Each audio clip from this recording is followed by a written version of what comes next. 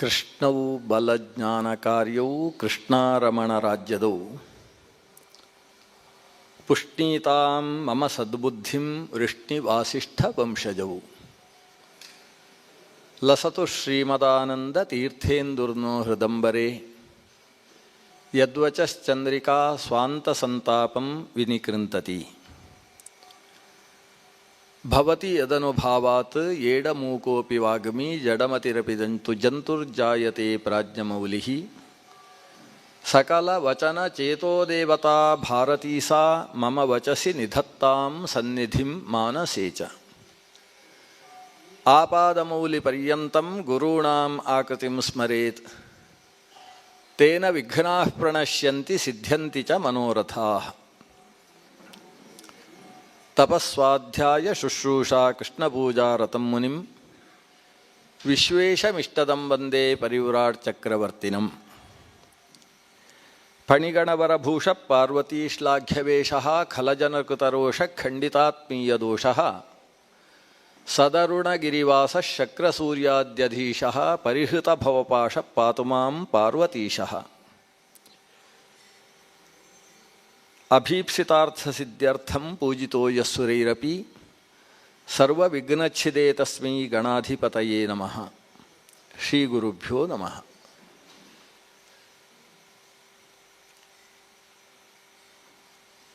ಹಸ್ತಿನಾವತಿಯ ಸಭೆಯಲ್ಲಿ ದುರ್ಯೋಧನನ ಉದ್ದೇಶದಿಂದ ಧೃತರಾಷ್ಟ್ರನನ್ನು ಕುರಿತು ಉಪದೇಶಗಳು ನಡೆದವು ಅನ್ನುವ ವಿಷಯವನ್ನು ನಿನ್ನೆ ಸ್ವಲ್ಪ ಮಾತ್ರ ಶ್ರವಣ ಮಾಡಿದ್ದೇವೆ.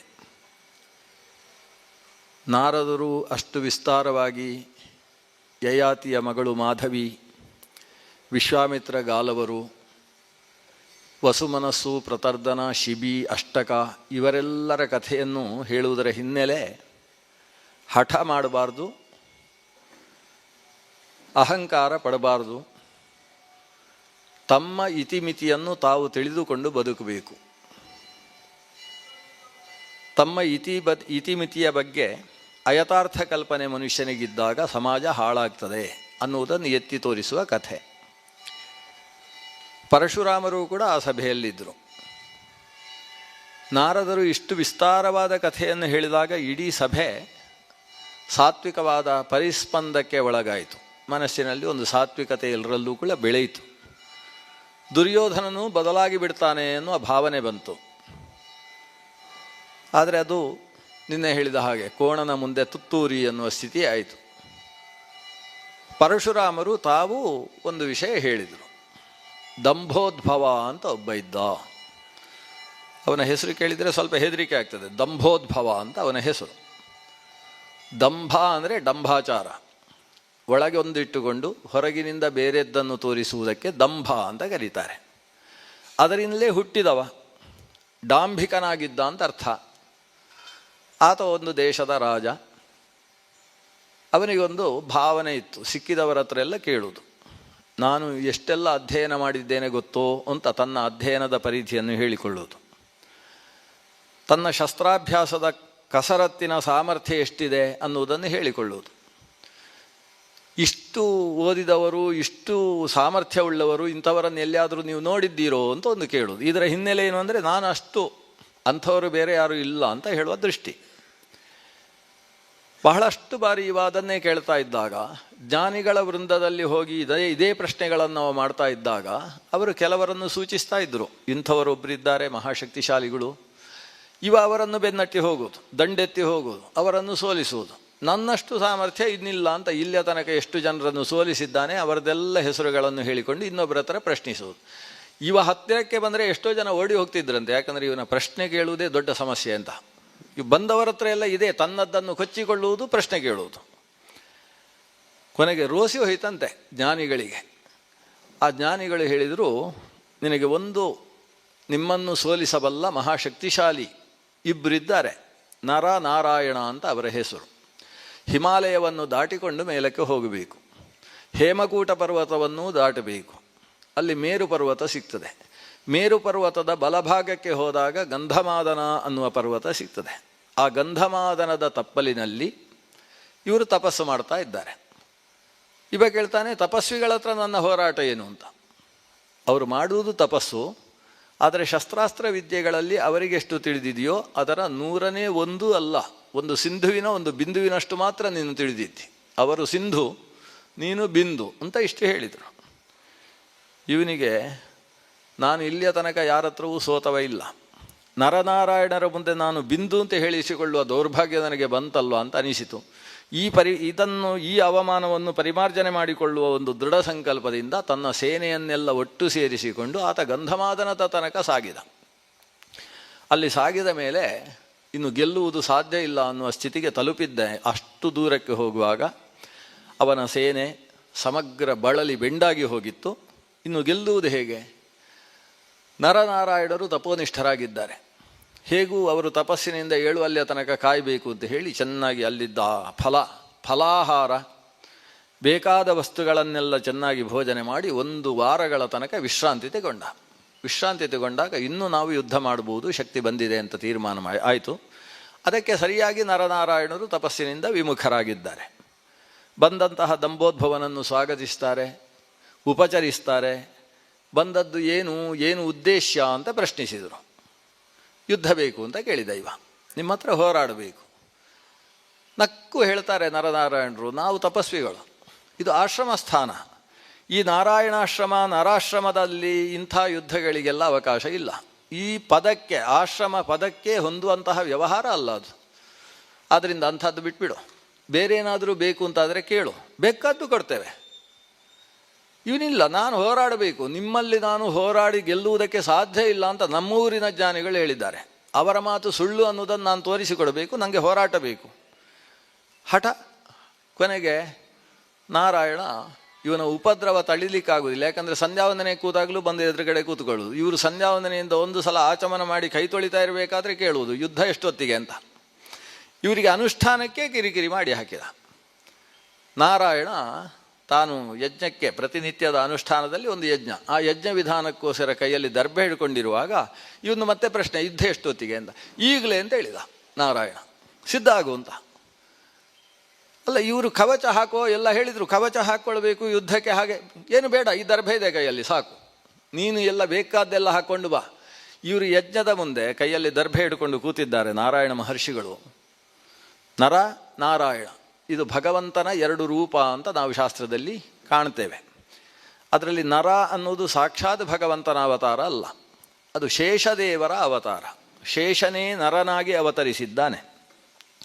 ಆ ನರನಲ್ಲಿ ಭಗವಂತನ ನರ ಎಂಬ ಒಂದು ರೂಪದ ಆವೇಶ ಇದೆ. ಭಗವಂತನ ಆವೇಶ ಅಂದರೆ ದೇವರು ಯಾವಾಗ ಅಲ್ಲಿ ಆವಿಷ್ಟನಾಗಿರ್ತಾನೋ ಆಗದು ದೇವರೇ. ದೇವರ ಆವೇಶ ಹೊರಗೆ ಬಂದರೆ ಅದು ಶೇಷ. ಹೀಗೆ ಶೇಷನಲ್ಲಿ ನರಾವೇಶ ಅಂದರೆ ನರರೂಪಿಯಾದ ಭಗವಂತನ ಆವೇಶ.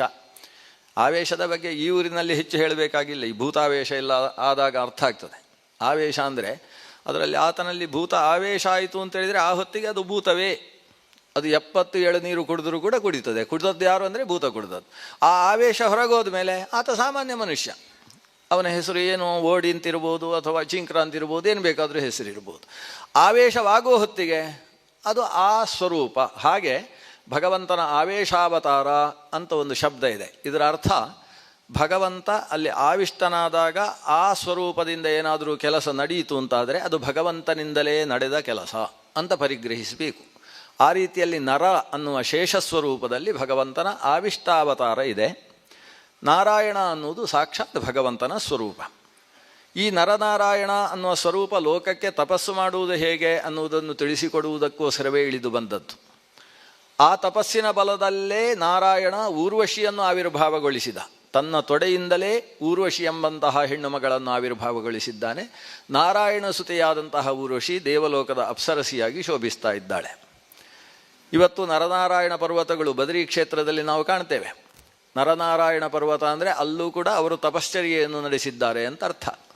ಸಹಸ್ರವರ್ಮಿ ಅಂತ ಹೇಳ್ತಕ್ಕಂಥ ಒಬ್ಬ ಮಹಾರಕ್ಕಸನಿದ್ದ. ಆತನಲ್ಲಿ 1000 ವರ್ಮ ಕವಚಗಳು, 1000 ಕವಚಗಳ ರಕ್ಷಣೆಯನ್ನು ಪಡೆದಿದ್ದಂತಹ ಮಹಾರಕ್ಕಸ ಆತ ವರವನ್ನು ಪಡೆದಿದ್ದ, ನಾನು ಸಾಯಬಾರದು ಅಂತ. ಚತುರ್ಮುಖ ಅದಕ್ಕೆ ಅವಕಾಶ ಇಲ್ಲ ಅಂತ ಹೇಳಿದ. ಹಾಗಾದರೆ ನನ್ನ ಈ 1000 ಕವಚ ಹೋದ ಮೇಲೆ ನಾನು ಸಾಯಬೇಕು. 1000 ಕವಚ ಹೋಗುವುದು ಹೇಗೆ? ಒಂದು ಕವಚವನ್ನು ಭೇದಿಸಬೇಕು ಅಂತ ಆದರೆ 1000 ವರ್ಷಕ್ಕಿಂತ ಕಡಿಮೆ ಕಾಲದಲ್ಲಿ ಒಂದು ಕವಚ ನಂದು ಪುಡಿಯಾಗಬಾರ್ದು. ಅಂದರೆ 1000 ವರ್ಷ ಯುದ್ಧ ಮಾಡಿದರೆ ಒಂದು ಕವಚ ಬಿದ್ದು ಹೋಗ್ಬೋದು. ಅದಕ್ಕಿಂತ ಮುಂಚೆ ಕವಚ ಹೋಗಬಾರ್ದು. ಅಷ್ಟೇ ಅಲ್ಲ, ಯಾರು ನನ್ನ ಕವಚವನ್ನು ಒಂದನ್ನು ಭೇದಿಸ್ತಾನೋ ಅವನು ಸಾಯಬೇಕು ಅಂತ, ಅವನು ನಿಶ್ಚೇಷ್ಟಿತನಾಗಬೇಕು. ಚತುರ್ಮುಖ ಬ್ರಹ್ಮ ಅಸ್ತು ಅಂತ ಹೇಳಿದ. ಇಂತಹ ಸಹಸ್ರವರ್ಮಿಯನ್ನು ಸಂಹರಿಸುವುದಕ್ಕೋಸ್ಕರ ನರನಾರಾಯಣ ಅವತಾರವಾಯಿತಂತೆ. ಇವರಿಬ್ಬರು ತಪಸ್ಸು ಮಾಡುವುದು. ಸಹಸ್ರವರ್ಮಿಯ ಜೊತೆಗೆ ನರ ಯುದ್ಧ ಮಾಡ್ತಾ ಇದ್ದಾನೆ 1000 ವರ್ಷ.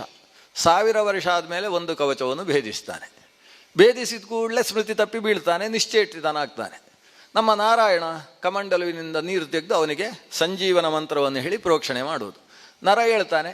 ಈಗ ನಾರಾಯಣ ಯುದ್ಧ ಮಾಡ್ತಾನೆ 1000 ವರ್ಷ. 1000 ವರ್ಷ ನರನ ತಪಸ್ಸು. 2ನೇ ಕವಚ ಬಿದ್ದಾಗ ನಾರಾಯಣ ಬೀಳ್ತಾನೆ, ಅವನಿಗೆ ನೀರು ಹಾಕಿ ಇವನು ಶುರು ಮಾಡೋದು ಯುದ್ಧ. ಹೀಗೆ 999 ಕವಚಗಳು ಪುಡಿಯಾಯಿತಂತೆ. ಚತುರ್ಮುಖ ಬ್ರಹ್ಮ ಬಂದ. ಯಾಕಂದರೆ ಸಹಸ್ರವರ್ಮಿಯ ಅಮ್ಮ ಹೋಗಿ ಬೇಡಿಕೊಂಡಿದ್ದಾಳೆ ತಪಸ್ಸು. ಅಮ್ಮನ ಬೇಡಿಕೆಯನ್ನು ಪರಿಗಣಿಸಿದಂತಹ ಚತುರ್ಮುಖ ಬ್ರಹ್ಮ ತಾನು ವರ ಕೊಟ್ಟ, ಬಂದು ನರನಾರಾಯಣನಲ್ಲಿ ತಾನು ವಿಜ್ಞಾಪಿಸಿಕೊಂಡ. ಹಾಗಾಗಿ ನರನಾರಾಯಣರು ಆತನಿಗೆ ಒಂದು ಕವಚ ಇರಬೇಕಾದರೆ ಅವನನ್ನು ಬಿಟ್ಟಿದ್ದಾರಂತೆ. ಚತುರ್ಮುಖ ಕೇಳಿಕೊಂಡಿದ್ದಾನೆ, ಈಗ ಬಿಡು ಅಂತ. ನರನಾರಾಯಣರು ಸರಿ, ಈ ಕವಚವನ್ನು ಮುಂದೆ ನಾವು ನರನಾರಾಯಣರಾಗಿ ಬಂದಾಗ ತೆಗಿತೇವೆ ಅಂತ. ಹಾಗೆ ಅವತ್ತು ಉಳಿಸಿದ್ದಂತಹ ಕವಚ, ಅದೇ ಕವಚವನ್ನು ಹೊತ್ತುಕೊಂಡು ಸಹಸ್ರವರ್ಮಿಯ ಆವೇಶದಿಂದ ಸೂರ್ಯತನೂಜನಾಗಿ ಕರ್ಣ ಆವಿರ್ಭವಿಸಿದ್ದು. ಅದೇ ನರನಾರಾಯಣರು ಇವತ್ತು ಪಾರ್ಥ ಮತ್ತು ಕೃಷ್ಣನಾಗಿ ಆವಿರ್ಭವಿಸಿ ಬಂದದ್ದು. ಈಗ ಇಲ್ಲಿ ನರನಾರಾಯಣರ ಹತ್ರ ಯುದ್ಧ ಮಾಡಬೇಕು ಅಂತ ಯೋಚಿಸಿದಲ್ವ ನಮ್ಮ ದಂಬೋದ್ಭವ. ನರನಾರಾಯಣರು ಈಗ ನಾರಾಯಣ ಕೈಯಲ್ಲಿ ದರ್ಭೆಯನ್ನು ಹಿಡ್ಕೊಂಡು ಹೋರಾಡುವುದಕ್ಕೆ ಸಿದ್ಧ ಅಂತ ಹೇಳಿದ. ಇವನು ಎಲ್ಲ ಕವಚ ದಂಶನ ಮಾಡಿಕೊಂಡು ಯುದ್ಧಕ್ಕೆ ಸಿದ್ಧನಾದ. ನಾನಾ ರೀತಿಯ ಅಸ್ತ್ರಗಳನ್ನು ಹೊಡೆದರೆ ಈತ ಒಂದೊಂದೇ ದರ್ಭೆಗಳನ್ನು ಅಭಿಮಂತ್ರಿಸುವುದು, ಅದು ಕೂಡ ಎಡಗೈಯಲ್ಲಿ ಹಿಡಿದ ದರ್ಭೆಯಿಂದ ಬಲಗೈಯಲ್ಲಿ ಹಿಡ್ಕೊಂಡು ಒಂದೊಂದೇ ಎಸೆಯುವುದು. ಆತನ ಸಮಗ್ರ ಶಸ್ತ್ರಾಸ್ತ್ರಗಳು ನಷ್ಟವಾಗಿ ಹೋದವು. ಬೇರೆ ಬೇರೆ ಅಸ್ತ್ರಗಳನ್ನು ಬಳಸಿದ, ಅಷ್ಟೂ ಕೂಡ ಈತನಿಂದ ನಷ್ಟವಾಯಿತು. ಕೊನೆಗೆ ಈತ ಒಂದು ದರ್ಭೆಯನ್ನು ಅಭಿಮಂತ್ರಿಸಿ ಬಿಟ್ಟ. ಆತನ ಇಡೀ ಸಮುದಾಯ ಏನಿದೆ, ಅಷ್ಟು ದೊಡ್ಡ ಸೇನೆ, ಅಷ್ಟೂ ಸೇನೆ, ಕುದುರೆ, ಆನೆ ಎಲ್ಲವುಗಳ ಕಣ್ಣಿಗೆ ಹೊಡೆಯುವುದು, ಮೂಗಿಗೆ ಹೊಡೆಯುವುದು, ಕಣ್ಣಿಗೆ ಹೊಡೆಯುವುದು, ಮೂಗಿಗೆ ಹೊಡೆಯುವುದು, ಒಂದೇ ದರ್ಭೆ. ಅದು ಸಾವಿರವಾಗಿ ಎಷ್ಟು ಜನ ಇದ್ದಾರೋ ಅಷ್ಟು ಆಗಿ ವಿಶಿಷ್ಟ ಅಸ್ತ್ರವಾಗಿ ಎಲ್ಲರ ಕಣ್ಣು ಮೂಗುಗಳಿಗೆ ಹೊಡಿತಾ ಇದೆ. ಆದರೆ ಯಾರ ಕಣ್ಣನ್ನೂ ತೆಗಿತಾ ಇಲ್ಲ, ಯಾರ ಮೂಗನ್ನೂ ತೆಗಿತಾ ಇಲ್ಲ. ಇವರು ಕಣ್ಣನ್ನು ಹೀಗೆ ಮಾಡಿಕೊಂಡೇ ಹುಚ್ಚು ಹಿಡಿಯುವ ಹಾಗೆ ಆಗಿರುತ್ತಂತೆ. ಇನ್ನೊಂದು ಅಸ್ತ್ರವನ್ನು ಪ್ರಯೋಗಿಸಿದ. ಆ ಅಸ್ತ್ರದ ತನ್ನ ಸಮಸ್ಯೆ ಏನು ಅಂತೇಳಿದರೆ, ಎಲ್ಲರ ತಲೆ ಅಲುಗಾಡುವುದಂತೆ ಉದ್ದಕ್ಕೆ, ನಿಂತಲ್ಲಿ ತಲೆ ನಿಲ್ಲುವುದಿಲ್ಲ. ಇವರಿಗೆ ತಲೆ ಅಲುಗಾಡುವುದರಿಂದ ಬಾಣ ಹೊಡೆಯುವುದಕ್ಕೆ, ಗುರಿ ಇಡುವುದಕ್ಕೆ ಆಗುವುದಿಲ್ಲ. ಸ್ವಲ್ಪ ಹೊತ್ತು ತಲೆ ಅಲುಗಾಡಿದ ಮೇಲೆ ಅವರಿಗೆ ನಾವು ಬದುಕೇನು ಪ್ರಯೋಜನ ಅನ್ನುವಷ್ಟು ಹುಚ್ಚು ಹಿಡಿದ ಹಾಗೆ ಆಗೋಯಿತು. ಈ ಪರಿಸ್ಥಿತಿಯನ್ನು ಗಮನಿಸಿ ದಂಭೋದ್ಭವ ನಾರಾಯಣನ ಪಾದಾರವಿಂದಕ್ಕೆ ಪ್ರಣಾಮ ಮಾಡಿ, ತಪ್ಪಾಯಿತು, ನಾನೇ ಶಕ್ತಿಶಾಲಿ ಅಂತ ಅಹಂಕಾರ ಪಟ್ಟಿದ್ದೆ, ನಾರಾಯಣ ರಕ್ಷಿಸು ಅಂತ ಬೇಡಿಕೊಂಡ. ನಾರಾಯಣ ತನ್ನ ಅಸ್ತ್ರವನ್ನು ಉಪಸಂಹರಿಸಿದ. ಈ ಮಾಯಾಸ್ತ್ರ, ಆ ಮಾಯಾಸ್ತ್ರದ ಉಪಸಂಹಾರವನ್ನು ಮಾಡಿ ಆತನನ್ನು ಅನುಗ್ರಹಿಸಿ, ಇನ್ನು ಮುಂದೆ ಅಹಂಕಾರ ಪಡಬೇಡ, ಶಕ್ತಿ ಮನುಷ್ಯನಲ್ಲೂ ಇರ್ತದೆ, ದೇವತೆಗಳಲ್ಲೂ ಇರ್ತದೆ.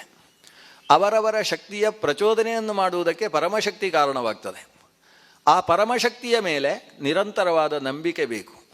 ಆ ಪರಮಶಕ್ತಿಯ ಅನುಗ್ರಹ ಎಲ್ಲಿಯ ತನಕ ಇರ್ತದೋ ಅಷ್ಟರ ತನಕ ಮಾತ್ರ ನಮ್ಮ ಶಕ್ತಿ ಪ್ರಯೋಜನಕ್ಕೆ ಬರುವುದು.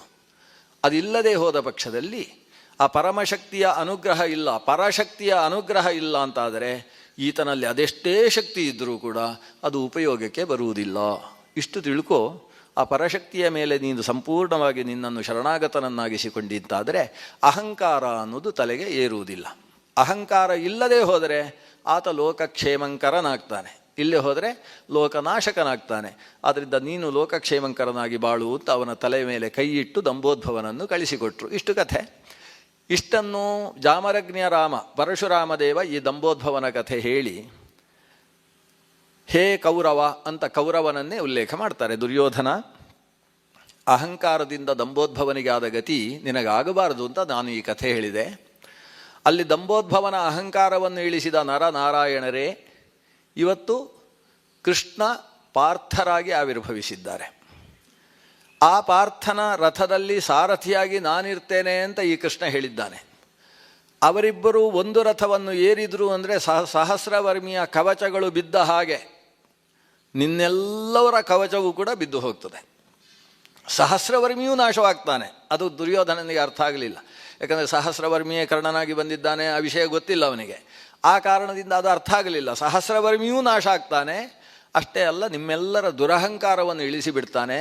ಆ ಸ್ಥಿತಿಗೆ ಹೋಗಬೇಡ, ಬಾಗು, ಬಂದಂತಹ ಕೃಷ್ಣನ ಪಾದಾರವಿಂದಕ್ಕೆ ತಲೆಯನ್ನಿಟ್ಟು ನಾನು ಶ್ರಮ ಸಂಪನ್ನನಾಗಿದ್ದೇನೆ ಅಂತ ಹೇಳು, ಒಪ್ಪಂದಕ್ಕೆ ಬದ್ಧನಾಗಿದ್ದೇನೆ ಅಂತ ಹೇಳು, ಸಂಧಿಯಲ್ಲಿದ್ದೇನೆ ಅಂತ ಹೇಳು, ಈ ಸಂಧಾನವನ್ನು ಮುರಿಬೇಡ ಅಂತ ಇವರು ಉಪದೇಶಿಸಿದರು. ಪರಶುರಾಮಾಚಾರ್ಯರ ಉಪದೇಶ ಆಗುವಾಗ ಈತ ಭಾವಗಂಭೀರದಿಂದ ಕೂತಿದ್ದಾನಂತೆ. ಅದಕ್ಕೆ ಪ್ರತ್ಯುತ್ತರ ಇಲ್ಲ, ಅಥವಾ ಮುಖದಲ್ಲಿ ಯಾವುದೋ ಭಾವಗಳನ್ನು ತೋರಿಸಲಿಲ್ಲ. ಇವರು ಹೇಳಿದ್ದನ್ನು ಒಪ್ಪುವುದಿಲ್ಲ ಅನ್ನುವ ಭಾವನೆಯನ್ನೂ ತೋರಿಸಲಿಲ್ಲ, ಅಥವಾ ಇದಕ್ಕೆ ಬದ್ಧನಾಗಿದ್ದೇನೆ ಅನ್ನುವ ಅನುಮತಿಯ ಭಾವವೂ ಕಾಣಿಸಲಿಲ್ಲ. ಯಾಕಂದರೆ ಪರಶುರಾಮರ ಬಗ್ಗೆ ಅಷ್ಟು ಹೆದರಿಕೆ ಇತ್ತು ಅವನಿಗೆ. ಸುಮ್ಮನಿದ್ದ. ಸುಮ್ಮನಿರುವುದು ನೋಡಿ ಇಡೀ ಸಮಗ್ರ ಸಭೆಯೂ ಕೂಡ ಸುಮ್ಮನಾಗಿ ಹೋಯಿತು. ಯಾಕಂದರೆ ಪರಶುರಾಮರ ಮಾತಿಗೆ ಏನಾದರೂ ಪ್ರತಿಕ್ರಿಯೆ ಬರುತ್ತೆ ಅಂತ ಎಲ್ಲರ ನಿರೀಕ್ಷೆ. ಏನೂ ಪ್ರತಿಕ್ರಿಯೆ ಇಲ್ಲ. ಆವಾಗ ನಮ್ಮ ಕಣ್ವ ಮಹರ್ಷಿಗಳು ಒಂದಷ್ಟು ಉಪದೇಶ ಶುರು ಮಾಡಿದರು. ಇದೊಂದೇ ಉಪದೇಶ, ಅದರಿಂದ ಹೆಚ್ಚು ತಲೆಬಿಸಿ ಇಲ್ಲ, ಮುಗಿತಲ್ಲಿಗೆ ಉಪದೇಶ ಅಲ್ಲ, ಕೊನೆಯ ಉಪದೇಶ ಕಣ್ವರದ್ದೊಂದು ಉಪದೇಶ.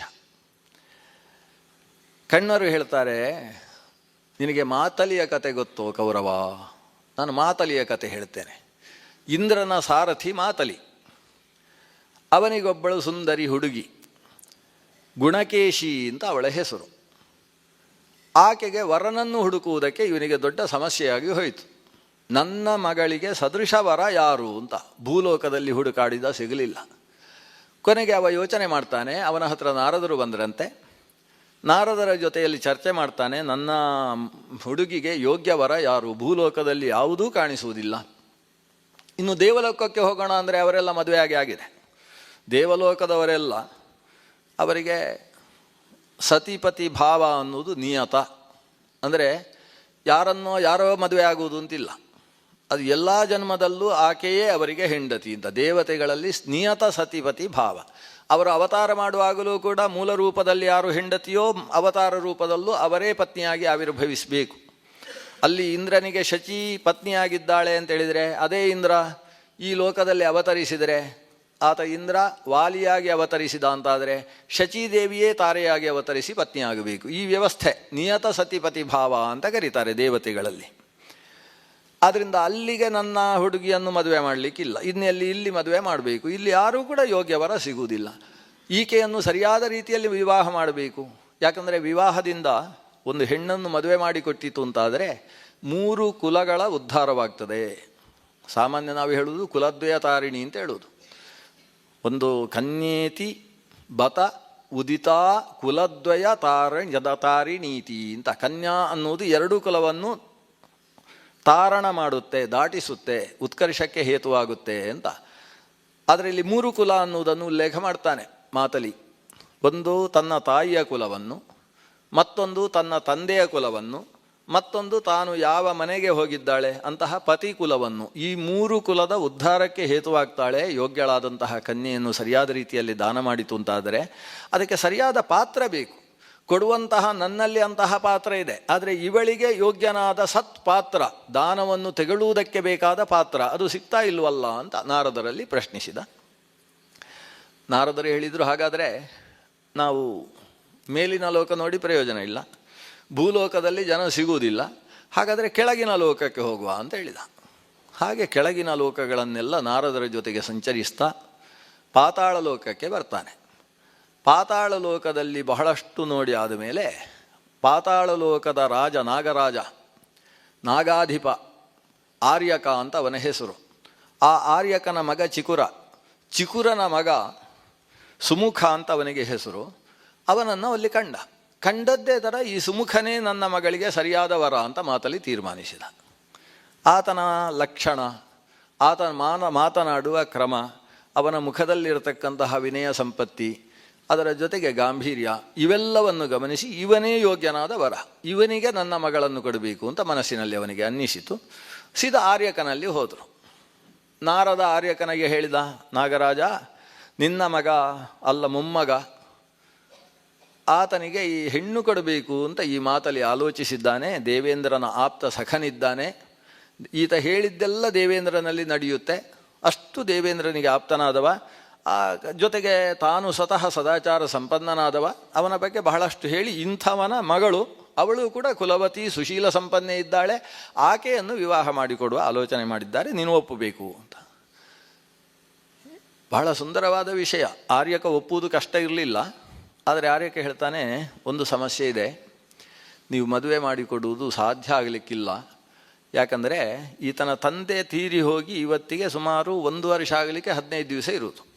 1 ವರ್ಷ ಆಗ್ತಾ ಬಂತು. ಗರುಡ ಬಂದು ಈತನ ತಂದೆಯನ್ನು ಕಿತ್ತುಕೊಂಡು ಹೋದ. ಹೋಗುವಾಗ ಹೇಳಿದ್ದಾನೆ, ಮುಂದಿನ ವರ್ಷ ಇದೇ ಸಮಯಕ್ಕೆ ಬಂದು ಇವನ ಮಗನನ್ನು ಸುಮುಖನನ್ನು ಸಾಯಿಸ್ತೇನೆ, ನನ್ನ ಆಹಾರ ಅಂತ ಹೇಳಿ ಹೋಗಿದ್ದಾನೆ. ಇದು ಗರುಡನ ಕ್ರಮ ಅಂತೆ. ಗರುಡನಿಗೆ ಸರ್ಪಗಳೆಲ್ಲ ಆಹಾರ.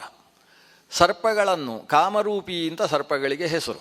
ಅದು ಬೇಕಾದ ರೂಪದಲ್ಲಿ ಇರ್ತಾರೆ, ಮಾನುಷ ರೂಪವನ್ನು ಕೂಡ ಹೊಂದಿರ್ತಾರೆ. ಆದರೆ ಗರುಡ ಯಾವ ಸರ್ಪವನ್ನು ತಾನು ಕೈಯಲ್ಲಿ ಹಿಡ್ಕೊಳ್ತಾನೆ, ಆ ಸರ್ಪ ಅದು ಸರ್ಪಾಕಾರವನ್ನು ಪಡೆಯುತ್ತೆ, ಆಹಾರವಾಗಿ ಹೋಗುತ್ತೆ ಅಂತ ಇದು ಸ್ಥಿತಿ.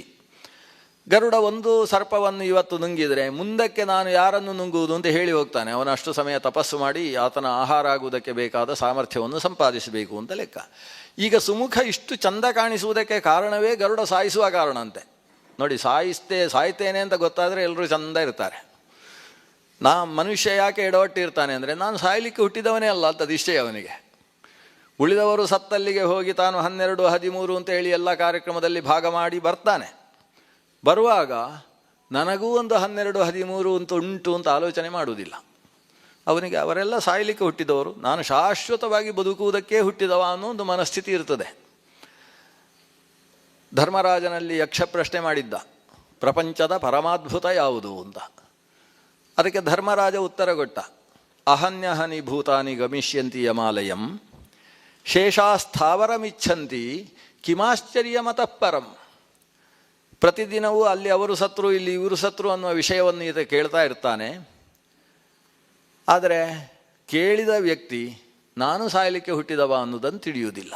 ನಾನು ಸ್ಥಾವರ, ನಾನು ಶಾಶ್ವತವಾಗಿರುವವ ಅಂತ ಭಾವಿಸ್ತಾನಲ್ವ. ಇದಕ್ಕಿಂತ ದೊಡ್ಡ ಆಶ್ಚರ್ಯ ಯಾವುದಿದೆ ಅಂತ ಈತ ಉತ್ತರ ಕೊಟ್ಟ. ಯಕ್ಷನಿಗೆ ಬಹಳ ಖುಷಿ ಆಯಿತಂತೆ.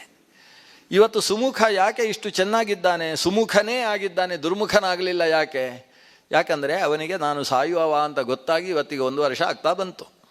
ಆದ್ದರಿಂದ ಸಾಯುವುದಕ್ಕಿಂತ ಮುಂಚೆ ಎಷ್ಟು ಸಾಧ್ಯ ಅಷ್ಟು ಅನುಷ್ಠಾನ ಮಾಡಬೇಕು ಅಂತ ಸತ್ಕಾರ್ಯಗಳನ್ನೇ ಮಾಡಿ ಸದ್ಬುದ್ಧಿಯಿಂದಲೇ ಬದುಕಿ ಇವತ್ತು ಇಂತಹ ಮುಖ ತೇಜಸ್ಸನ್ನು ಪಡೆದಿದ್ದಾನೆ. ಇವತ್ತು ಆ ವಿನಯ ಸಂಪತ್ತಿ ಇತ್ಯಾದಿ ಅವನ ತಪಸ್ಸಿನ ಫಲ.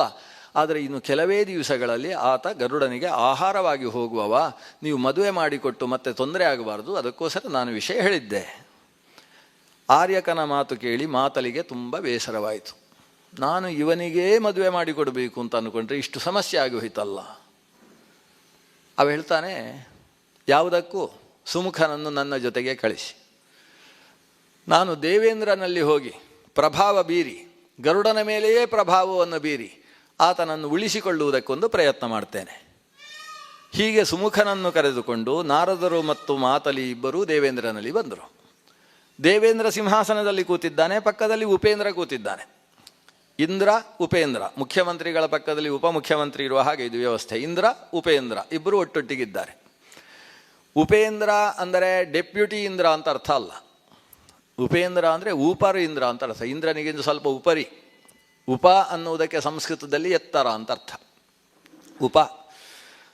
ಉಪರ್ ಅಂತಿರಲ್ವ, ಸಂಸ್ಕೃತದಲ್ಲೂ ಉಪರಿ ಅಂತ ಹೇಳ್ತೇವೆ, ಕನ್ನಡದಲ್ಲೂ ಉಪ್ಪರಿಗೆ. ಉಪ್ಪು ಅಂದರೆ ಕನ್ನಡದಲ್ಲೂ ಎತ್ತರ ಅಂತಲೇ ಅರ್ಥ. ಉಪಾಧ್ಯಾಯ ಅಂತ ಹೇಳಿದರೆ ಸ್ವಲ್ಪ ಎತ್ತರದ ವಿಷಯವನ್ನು ಅಧ್ಯಯನ ಮಾಡಿಸುವ ಅಂತ ಅರ್ಥ. ಇಂಗ್ಲೀಷ್ನಲ್ಲೂ ಉಪ್ಪು ಅಂತ ಬರೆಯುವುದು, ಅಪ್ಪು ಅಂತ ಓದುವುದು. ಉಪ ಅನ್ನುವುದು ಸಂಸ್ಕೃತದ ಉತ್ಕರ್ಷ ಅನ್ನುವ ಅರ್ಥವನ್ನು ಹೇಳ್ತಕ್ಕಂತಹ ಶಬ್ದ. ಅಂದ ಉಪೇಂದ್ರ ಅಂತೇಳಿದರೆ ಇಂದ್ರನನ್ನೂ ನಿಯಂತ್ರಿಸ್ತಕ್ಕಂತಹ ಸಾಕ್ಷಾತ್ ಭಗವಂತ ನಾರಾಯಣ. ಭಗವಂತ ಈ ಇಂದ್ರನ ಅಮ್ಮನಾದಂತಹ ಅದಿತಿಯಲ್ಲಿ 12ನೆಯ ಮಗನಾಗಿ ಅವತರಿಸಿದ. ಅವನನ್ನು ವಾಮನ ಅಂತ ಕರೆದರು. ಆ ವಾಮನ ರೂಪಿ ಪರಮಾತ್ಮನಿಗೆ ಉಪೇಂದ್ರ ಅಂತ ಹೆಸರು. ಇಂದ್ರನ ತಮ್ಮನಾಗಿ ಆದ ಇಂದ್ರನ ಪಕ್ಕದಲ್ಲಿ ಆಸನದಲ್ಲಿ ಕುಳಿತಿರ್ತಕ್ಕಂಥವ. ಅಂತಹ ಉಪೇಂದ್ರ ಶಂಖಚಕ್ರ ಗದಾ ಪದ್ಮಧರನಾಗಿ ಕೂತಿದ್ದಾನಂತೆ ಇಂದ್ರನ ಪಕ್ಕದಲ್ಲಿ.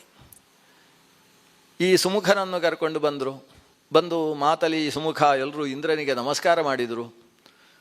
ಇಂದ್ರನಲ್ಲಿ ಹೇಳಿದರು, ಹೀಗಾಗೋ ಹೋಗಿದೆ, ಈತನ ಆಯುಷ್ಯ ಮುಗಿದಿದೆ, ಅದಕ್ಕೆ ಕಾರಣ ನಮ್ಮ ಗರುಡ ತಿನ್ನುವುದಕ್ಕೆ ಸಿದ್ಧನಾಗಿದ್ದಾನೆ, ಇವನಿಗೆ ದೀರ್ಘಾಯುಷ್ಯ ಬರುವ ಹಾಗೆ ನೀನು ಅನುಗ್ರಹಿಸಬೇಕು, ನನ್ನ ಮಗಳನ್ನು ನಾನು ಮಾನಸವಾಗಿ ದಾನ ಮಾಡಿಯಾಗಿದೆ ಅಂತ ಮಾತಲ್ಲಿ ಹೇಳಿದ. ಇಂದ್ರ ಹೇಳಿದ, ಗರುಡನ ವಿಷಯದಲ್ಲಿ ನಾನು ಪ್ರವೇಶ ಮಾಡುವುದಿಲ್ಲ, ಯಾಕಂದ್ರೆ ಗರುಡನಿಂದ ನನ್ನನ್ನು ಉಳಿಸಿಕೊಳ್ಳುವುದೇ ಕಷ್ಟ, ಇನ್ನು ನಿಮ್ಮನ್ನು ಉಳಿಸುವ ಸಾಮರ್ಥ್ಯ ನನ್ನಲ್ಲಿಲ್ಲ. ಆಗ ಪಕ್ಕದಲ್ಲಿದ್ದ ನಾರಾಯಣ ಹೇಳ್ತಾನೆ, ಉಪೇಂದ್ರ ಏನು ತೊಂದರೆ ಇಲ್ಲ ಇಂದ್ರ, ಇವನಿಗೆ ಅಮೃತ ಕುಡಿಸಿಬಿಡು, ಈ ಸುಮುಖನಿಗೆ ಅಮೃತವನ್ನು ಕುಡಿಸಿ ಅವನು ಕೂಡ ಅಮರ ಅಂತ ಅನಿಸಿಬಿಟ್ರೆ ಆವಾಗ ಗರುಡನಿಗೆ ಅವನನ್ನು ತಿನ್ನುವುದಕ್ಕಾಗುವುದಿಲ್ಲ, ದೀರ್ಘಾಯುಷ್ಯ ಬಂದು ಹೋಗ್ತದೆ. ಇಷ್ಟು ಕೆಲಸ ಇಂದ್ರನಿಗೆ ಹೌದಲ್ವಾ ಅಂತ ಅನಿಸಿತು. ಅಮೃತ ಕುಡಿಸಿದರೆ ಆಯಿತು, ಬೇರೆ ಏನು ಕೆಲಸ ಇಲ್ಲ. ಆದರೆ ಇಂದ್ರ ಹೇಳಿದ, ನೀನು ಮಾಡುವುದಾದರೆ ಆಗ್ಬೋದು, ನಾನು ಮಾಡುವುದಿಲ್ಲ, ಯಾಕೆ ಗರುಡನನ್ನು ಎದುರು ಹಾಕಿಕೊಳ್ಳುವ ಕೆಲಸ ನನ್ನಿಂದ ಆಗುವುದಿಲ್ಲ. ನೀನು ಮಾಡುವುದಾದರೆ ನೀನು ಅಮೃತ ಕೊಡು, ಏನು ಬೇಕಾದ ನಮ್ಮ ಅಮೃತ ಕರಣಿಕೆಯನ್ನು ನಿನ್ನ ಮುಂದೆ ಇಡ್ತೇನೆ, ನೀನು ಕೊಡ್ಬೋದು, ನಾನು ಕೊಡುವುದಿಲ್ಲ ಅಂತ ಇಂದ್ರ ಹೇಳಿದ. ಗರುಡನ ಮೇಲೆ ಅಷ್ಟು ಹೆದರಿಕೆ ಇಂದ್ರನಿಗೂ ಕೂಡ. ನಾರಾಯಣ ಹೇಳಿದ, ನಾನು ಕೊಡುವುದಿಲ್ಲ, ಯಾಕಂದರೆ ನನ್ನದ್ದಲ್ಲ ಅದು, ನೀನು ಇಂದ್ರ, ನಾನು ಉಪೇಂದ್ರ. ಉಪೇಂದ್ರನಿಗೆ ಕೆಲವು ಅಧಿಕಾರದಲ್ಲಿ ಇಷ್ಟೇ ಅಂತ ಉಂಟು, ಏನೇನೋ ಮಾಡಿದರೆ ಕೊನೆಗೆ ಉಪೇಂದ್ರನ ಸ್ಥಾನವನ್ನೇ ತೆಗೆದು ಹಾಕುವ ಇಂದ್ರ. ತುಂಬ ಜಾಗೃತೆಯಾಗಿರಬೇಕು. ಅದನ್ನು ನಿನ್ನ ಅಧಿಕಾರದಲ್ಲಿ ನನ್ನ ಪ್ರವೇಶ ಇಲ್ಲ, ನೀನು ಕೊಡುವುದಾದರೆ ಕೊಡು. ಇಂದ್ರನಿಗೆ ಫಚಿತಿ ಆಯಿತು. ನನ್ನಲ್ಲಿ ಇಷ್ಟು ಕೇಳಿಕೊಳ್ತಾ ಇದ್ದಾನೆ, ಮಾತಲಿ ನನಗೆ ಹತ್ತಿರದವ, ಅವನ ಮಗಳನ್ನು ಕೊಟ್ಟಿರತಕ್ಕಂಥದ್ದು ಸುಮುಖನಿಗೆ, ಅದರಿಂದ ಏನಾದರೂ ಮಾಡಬೇಕು. ಇಂದ್ರ ಹೇಳಿದ, ತಾನು ಬೃಹಸ್ಪತ್ಯಾಚಾರ್ಯರನ್ನು ಕರೆಸಿ ಅವರಲ್ಲಿ ಮಾತನಾಡಿ ತಾನು ವರ ಕೊಡ್ತೇನೆ ಅಂತೇಳಿ ಬೃಹಸ್ಪತ್ಯಾಚಾರ್ಯರ ಸನ್ನಿಧಿಯಲ್ಲಿ ವರ ಕೊಟ್ಟಂತೆ, ದೀರ್ಘಾಯುಷ್ಮಾನ್ ಅಂತ, ಈ ಸುಮುಖನಿಗೆ ದೀರ್ಘಾಯುಷ್ಯ ಬರುತ್ತೆ ಅಂತ ಒಂದು ವರ ಕೊಟ್ಟ. ಈ ವರ ಕೊಟ್ಟ ವಿಷಯ ಅಷ್ಟೊತ್ತಿಗೆ ಅಲ್ಲಿ ನಮ್ಮ ಗರುಡನಿಗೆ ಹಸಿವಾಗಲಿಕ್ಕೆ ಪ್ರಾರಂಭ ಆಗಿದೆ, ಅಷ್ಟು ಸಮಯ ಆಗಿದೆ, ಅವನು 1 ವರ್ಷ ಮುಗಿತಾ ಬಂದಾಗ ಅಲ್ಲಿ ಸುದ್ದಿ ಬಂತು, ನಮ್ಮ ನಾರದರೇ ಹೋಗಿ ಹೇಳಿರಬೇಕು ಅವನಿಗೆ ಈ ವಿಷಯವನ್ನು. ನನ್ನ ಹೊಟ್ಟೆಗೆ ಆಹಾರವಾಗಬೇಕಾಗಿದ್ದ ವ್ಯಕ್ತಿಗೆ ದೀರ್ಘಾಯುಷ್ಯವನ್ನು ಇಂದ್ರ ಕೊಟ್ಟಿದ್ದಾನೆ ಅಂತ ಸೀದಾ ಬಂದಂತೆ. ಇಂದ್ರನ ಹತ್ತಿರಕ್ಕೆ ಬಂದ ಗರುಡ. ಬಂದು ಸುಮುಖ ನೋಡಿದರೆ ಅಲ್ಲೇ ಇದ್ದಾನೆ. ಗರುಡ ಬಂದದ್ದೇ ತಡ, ಅವನ ರೆಕ್ಕೆಯ ಗಾಳಿ ಸೋಂಕಿದ ಕೂಡಲೇ ಈ ಸುಮುಖನ ಸ್ವರೂಪ ಎಲ್ಲ ಹೋಗಿ ಸರ್ಪಾಕೃತಿ ಆಯಿತು. ಸರ್ಪಾಕೃತಿಯಾಗಿ ಹೋಗಿ ಉಪೇಂದ್ರನ ಆಸನದ ಕೋಲು ಏನಿದೆ, ಗೋಣು, ಆಸನದ ಗೋಣು, ಆ ಆಸನದ ಗೋಣಿಗೆ ಸುತ್ತಿಕೊಂಡು ತನ್ನ ಮುಖವನ್ನು ಆತನ ಉತ್ತರಿಯದ ಒಳಗೆ ಹಾಕ್ಕೊಂಡಂತೆ. ಆತ ಭಗವಂತ ಉಪೇಂದ್ರನಲ್ಲಿ ತಾನು ಆಶ್ರಯವನ್ನು ಪಡೆದ. ಇಲ್ಲಿ ಗರುಡ ಬಂದು ಇಂದ್ರನಲ್ಲಿ ಪ್ರಶ್ನಿಸಿದ, ನನಗೆ ದೇವರು ಕೊಟ್ಟ ಆಹಾರ ಸರ್ಪ, ಅವರವರಿಗೆ ಕೊಟ್ಟ ಆಹಾರಕ್ಕೆ ಕಲ್ಲು ಹಾಕುವ ಕೆಲಸ ಯಾರೂ ಮಾಡಬಾರ್ದು. ನಾನು ಬದುಕುವುದಕ್ಕೋಸ್ಕರ ಸರ್ಪ ನನಗೆ ಆಹಾರ. ಯಾವ ಸರ್ಪವನ್ನು ನಾನು ಮುಂದೆ ತಿನ್ನುವವ ಅನ್ನುವುದನ್ನು ಮೊದಲೇ ನಿರ್ಧರಿಸಿ ನಾನು ವ್ಯವಸ್ಥೆ ಮಾಡಿಟ್ಟಿದ್ದೇನೆ. ಇದು ಆ ಬಕಾಸುರನ ವ್ಯವಸ್ಥೆ ಇದ್ದ ಹಾಗೆ, ಏಕಚಕ್ರ ನಗರದ ವ್ಯವಸ್ಥೆ ಇದ್ದ ಹಾಗೆ, ನಾನು ಯಾರನ್ನು ಮುಂದಕ್ಕೆ ಆಹಾರವಾಗಿ ತೆಗೊಳ್ಳುವುದು, ಆ ವ್ಯವಸ್ಥೆಯೆಲ್ಲ ಅಷ್ಟು ವ್ಯವಸ್ಥಿತವಾಗಿದೆ. ಇಲ್ಲಿಯ ತನಕ ನನ್ನ ಆಹಾರಕ್ಕೆ ಆ ರೀತಿ ಯಾರೂ ತೊಂದರೆ ಮಾಡಿದವರಿಲ್ಲ. ಒಬ್ಬ ಮಾಡಿದ್ದ, ಅವನಿಗೆ ಕಾಲಿಂಗನಾಗ ಅಂತ ಹೆಸರು. ಅವನು ನನ್ನ ಆಹಾರಕ್ಕೆ ಒಂದು ಬಾರಿ ತೊಂದರೆ ಮಾಡಿದ್ದಕ್ಕೆ ಸರಿಯಾಗಿ ಶಾಸ್ತಿ ಮಾಡಿ ಹಾಕಿದ್ದೆ ನಾನು ಕಾಲಿಂಗನಿಗೆ. ಆದರೆ ಇವತ್ತು ಮತ್ತೆ ಹೊಸದಾಗಿ ತೊಂದರೆ ಮಾಡಿದ್ದು ಅಂತೇಳಿದರೆ ಈ ಇಂದ್ರನೇ ಇವತ್ತು ನಮಗೆ ತೊಂದರೆ ಮಾಡಿದ್ದು. ದೇವಲೋಕವನ್ನು ಪಾಲಿಸುವವ, ಅವನಿಗೆ ತ್ರಿವಿಷ್ಟಪಾಧಿಪ ಅಂತ ಹೆಸರು, 3 ಲೋಕದ ಅಧಿಪತಿ ಅಂತ ಹೆಸರು. 3 ಲೋಕದಲ್ಲಿ ನಾಗಲೋಕವು ಸೇರ್ತದೆ. ನಾಗಲೋಕವು ನಿನ್ನ ಆಧಿಪತ್ಯಕ್ಕೆ ಸೇರಿದೆ. ಅಧಿಪತಿ ಅಂತ ಹೇಳಿದರೆ ಅಲ್ಲಿರುವವರಿಗೆ ಹೊಟ್ಟೆಗೆ ಸರಿಯಾಗಿ ಆಹಾರ ಸಿಗುವ ಹಾಗೆ ನೋಡಿಕೊಳ್ಳುವುದು ಕೂಡ ಅವನ ಜವಾಬ್ದಾರಿ ಆಗ್ತದೆ. ನನ್ನ ಆಹಾರಕ್ಕೆ ಕಲ್ಲು ಹಾಕಿದ ನೀನು ದೇವೇಂದ್ರ ಹೇಗಾಗ್ತಿ ಅಂತ ಪ್ರಶ್ನಿಸಿದ ಗರುಡ. ದೇವೇಂದ್ರ ಏನು ಮಾತಾಡ್ತಾ ಇಲ್ಲ. ಗರುಡನ ಕಣ್ಣು ಕೆಂಪಾಯಿತು. ಆಗ ದೇವೇಂದ್ರ ಹೇಳಿದ, ನಂದೇನು ತಪ್ಪಿಲ್ಲ, ಎಲ್ಲ ಉಪೇಂದ್ರಂದು ಅಂತ ಹೇಳಿಬಿಟ್ಟ. ಪಕ್ಕದಲ್ಲಿದ್ದ ಉಪೇಂದ್ರನ ತಲೆ ಮೇಲೆ ಹಾಕಿದ. ಇವನು ಉಪೇಂದ್ರನ ಹತ್ರ ಮಾತಾಡಲಿಲ್ಲ ಗರುಡ ಹೇಳ್ತಾನೆ, ಉಪೇಂದ್ರ ಅವನು ಇಂಥದ್ದೆಲ್ಲ ಮಾಡ್ಬೋದು. ಯಾಕೆಂತೇಳಿದರೆ ನಾನು ಅವನ ಧ್ವಜದ ಮೇಲೆ ಇರುವವ. ಅವನ ಧ್ವಜ, ಗರುಡ ಧ್ವಜ ಅಂತ ಅವನಿಗೆ ಹೆಸರು. ಅವನ ಧ್ವಜದಲ್ಲಿ ನಾನು ಕೂತಿದ್ದೇನೆ ಅನ್ನುವ ಕಾರಣದಿಂದ. ಅಷ್ಟೇ ಅಲ್ಲ, ಅವನೆಲ್ಲಾದರೂ ಓಡಾಡಬೇಕಾದ್ರೆ ನಾನು ಬೇಕು ಅವನಿಗೆ, ಅವನ ವಾಹನ. ನನ್ನನ್ನು ಅವನು ವಾಹನವನ್ನಾಗಿಸಿಕೊಂಡದ್ರಿಂದ ನಾನು ಅವನ ದಾಸ ಅಂತ ಮಾಡಿ ನನ್ನನ್ನು ನೀವೆಲ್ಲ ಅವಮಾನ ಮಾಡ್ತಾ ಇದ್ದೀರಿ. ನಾನು ಹಾಗೆಲ್ಲ ಅವಮಾನಿಸಿಕೊಳ್ಳುವವಲ್ಲ, ದೇವರ ವಾಹನ ಅಂತ ಆದಮೇಲೆ ದೇವರಿಗಿಂತ ದೊಡ್ಡವ ಅಂತ ಗರುಡ ಹೇಳಿದ. ನೋಡಿ, ಒಂದು ಗರುಡನ ಕಥೆ ಹೀಗೂ ಉಂಟು. ಗರುಡ ದೇವರ ವಾಹನ ನಾನು ಕೇವಲ ಆ ವಿಷ್ಣುವನ್ನು ಮಾತ್ರ ಹೊತ್ತುಕೊಂಡು ಹೋಗುವುದಲ್ಲ, ವಿಷ್ಣುವಿನ ಜೊತೆಗೆ ಲಕ್ಷ್ಮೀದೇವಿಯನ್ನು. ಕೆಲವು ಸಲ ವಿಷ್ಣು ತನಗೆ ಬೇಕಾದ ಪರಿವಾರ, ಅವರು ಯಾರು ನಂದ ಸುನಂದ ಚಂಡ ಪ್ರಚಂಡ ಜಯ ವಿಜಯ ಕುಮುದ ಕುಮುದೇಕ್ಷಣ ಅವನ ಪರಿವಾರಗಳೆಲ್ಲ ಆ ಪಾರ್ಷದರನ್ನೂ ಸೇರಿಸಿಕೊಂಡು ನನ್ನ ಮೇಲೆ ಕೂತ್ಕೊಂಡು ಹೋಗುವುದು ಅಂತುಂಟು. ಸಮುದ್ರ ಮಥನಕ್ಕೋಸ್ಕರ ಯಾವ ದೇವತೆಗಳೆಲ್ಲ ಸೇರಿ ಅಸುರರೆಲ್ಲ ಸೇರಿ ಎತ್ತಲಿಕ್ಕೆ ಆಗದೇ ಇದ್ದಂತಹ ಮಹಾಮಂದರ ಪರ್ವತವನ್ನು ಎತ್ತಿಕೊಂಡು ಬಂದವ ನಾನು. ಎಂಥದ್ದೆಲ್ಲ ಮಹಾ ಕೆಲಸಗಳನ್ನು ಮಾಡಿದ್ದೇನೆ. ಒಂದು 22 ಕೆಲಸಗಳನ್ನು ಹೇಳ್ತಾನೆ ಅವ. ತಾನು ಇಷ್ಟು ಕೆಲಸ ನೆನಪಿಟ್ಟುಕೊಂಡಿದ್ದಾನೆ, ಏನೇನು ಮಾಡಿದ್ದಾನೆ ಅಂತ. ಅಂಥ ಕೆಲಸಗಳನ್ನೆಲ್ಲ ಮಾಡಿದವ. ಆದ್ದರಿಂದ ವಿಷ್ಣುವಿನ ಮುಂದೆ ನನ್ನನ್ನೇನು ಚಿಕ್ಕದು ಮಾಡಬೇಡ, ವಿಷ್ಣುವನ್ನು ಕೂಡ ಹೊರುವವ ನಾನು, ಸಾಮಾನ್ಯ ಅಲ್ಲ ಅಂತ ಇಂದ್ರನ ಮುಂದೆ ಹೇಳಿದ. ಇದನ್ನು ಕೇಳ್ತಾ ಇದ್ದಾನೆ ಪಕ್ಕದಲ್ಲಿರುವ ಉಪೇಂದ್ರ. ಉಪೇಂದ್ರನಿಗೆ ಅರ್ಥ ಆಯಿತು, ನಮ್ಮ ಗರುಡನಿಗೆ ಇವತ್ತು ಸ್ವಲ್ಪ ಏನೋ ತಲೆಗೆ ಏರಿದೆ. ಪ್ರೀತಿಪಾತ್ರರಾದ ವ್ಯಕ್ತಿಗಳು ಅನ್ಯಥಾ ಜ್ಞಾನವನ್ನು ಪಡೆದಾಗ ಅದನ್ನು ಆ ಕೂಡಲೇ ಪರಿಹರಿಸುವುದು ದೇವರ ಕೆಲಸ. ಅದೇ ಒಬ್ಬರ ಮೇಲೆ ದ್ವೇಷ ಇದ್ದರೆ ಅವರೇನಾದರೂ ತಪ್ಪು ಕೆಲಸ ತಪ್ಪು ಜ್ಞಾನದಿಂದ ಉಕ್ಕೇರಿ ಕೆಲಸ ಮಾಡಿದರೆ, ಒಂದು ರೀತಿ ಸಮುದ್ರದಲ್ಲಿ ಹುಣ್ಣಿಮೆ ಅಮಾವಾಸ್ಯೆಗೆ ಉಕ್ಕು ಬರುವ ಹಾಗೆ ಇವರಲ್ಲೇನೋ ಉಕ್ಕೇರಿ ಒಂದು ಗರ್ವ ಬಂದು ಏನೋ ಕೆಲಸ ಮಾಡಿದರೆ, ಅವರ ಮೇಲೆ ದ್ವೇಷ ಇದ್ದರೆ ಇವರು ಸುಮ್ಮನೆ ಇರ್ತಾರೆ, ಅವರಿಗೇನು ಶಾಸ್ತಿ ಮಾಡುವುದಕ್ಕೆ ಹೋಗುವುದಿಲ್ಲ. ಹಾಳಾಗಿ ಹೋಗಲಿ, ಹೀಗೆ ಎಡವಟ್ಟು ಜ್ಞಾನ ಪಡ್ಕೊಂಡು ಸತ್ತೇ ಹೋಗಲಿ ಅಂತ ಅವನ ಬಗ್ಗೆ ಪರಿಹಾರಕ್ಕೆ ಹೋಗುವುದಿಲ್ಲ. ಆದರೆ ತನಗೆ ಆಪ್ತರಾದ ವ್ಯಕ್ತಿಗಳಿಗೆ ತಪ್ಪು ಮಾಡಿದರೆ ಆ ಕ್ಷಣದಲ್ಲಿ ಅದಕ್ಕೆ ಪ್ರತಿಕ್ರಿಯಿಸತಕ್ಕಂಥದ್ದು ಲೋಕದಲ್ಲೂ ಧರ್ಮ, ದೇವತೆಗಳಲ್ಲೂ ಧರ್ಮ. ತನ್ನ ಪರಮ ಆಪ್ತನಾದಂತಹ ಗರುಡ ತಾನು ತಪ್ಪು ಜ್ಞಾನದಿಂದ ದೇವರನ್ನು ಧಿಕ್ಕರಿಸುವ ಸ್ಥಿತಿಗೆ ಬಂದಾಗ ಈ ಭಗವಂತ ಹೇಳ್ತಾನೆ ಗರುಡನ ಹತ್ರ, ಗರುಡ ನನ್ನನ್ನು ನೀನು ಹೊರುವವ ಅಲ್ವಾ? ನನ್ನನ್ನು ಮಾತ್ರ ಅಲ್ಲ, ನನ್ನ ಪತ್ನಿ ಪರಿವಾರ ಎಲ್ಲವನ್ನೂ ಸೇರಿ ಹೊರುವವ. ಇದರ ಅರ್ಥ ಏನು? ನನ್ನನ್ನೆಲ್ಲ ನೀನು ಹೊರುವುದರಿಂದ ನಿನ್ನನ್ನು ನಾನು ಹೊರಲಿಕ್ಕೆ ಆಗುವುದಿಲ್ಲ ಅಂತ ನಿನ್ನ ಅಭಿಪ್ರಾಯ ಅಲ್ವಾ?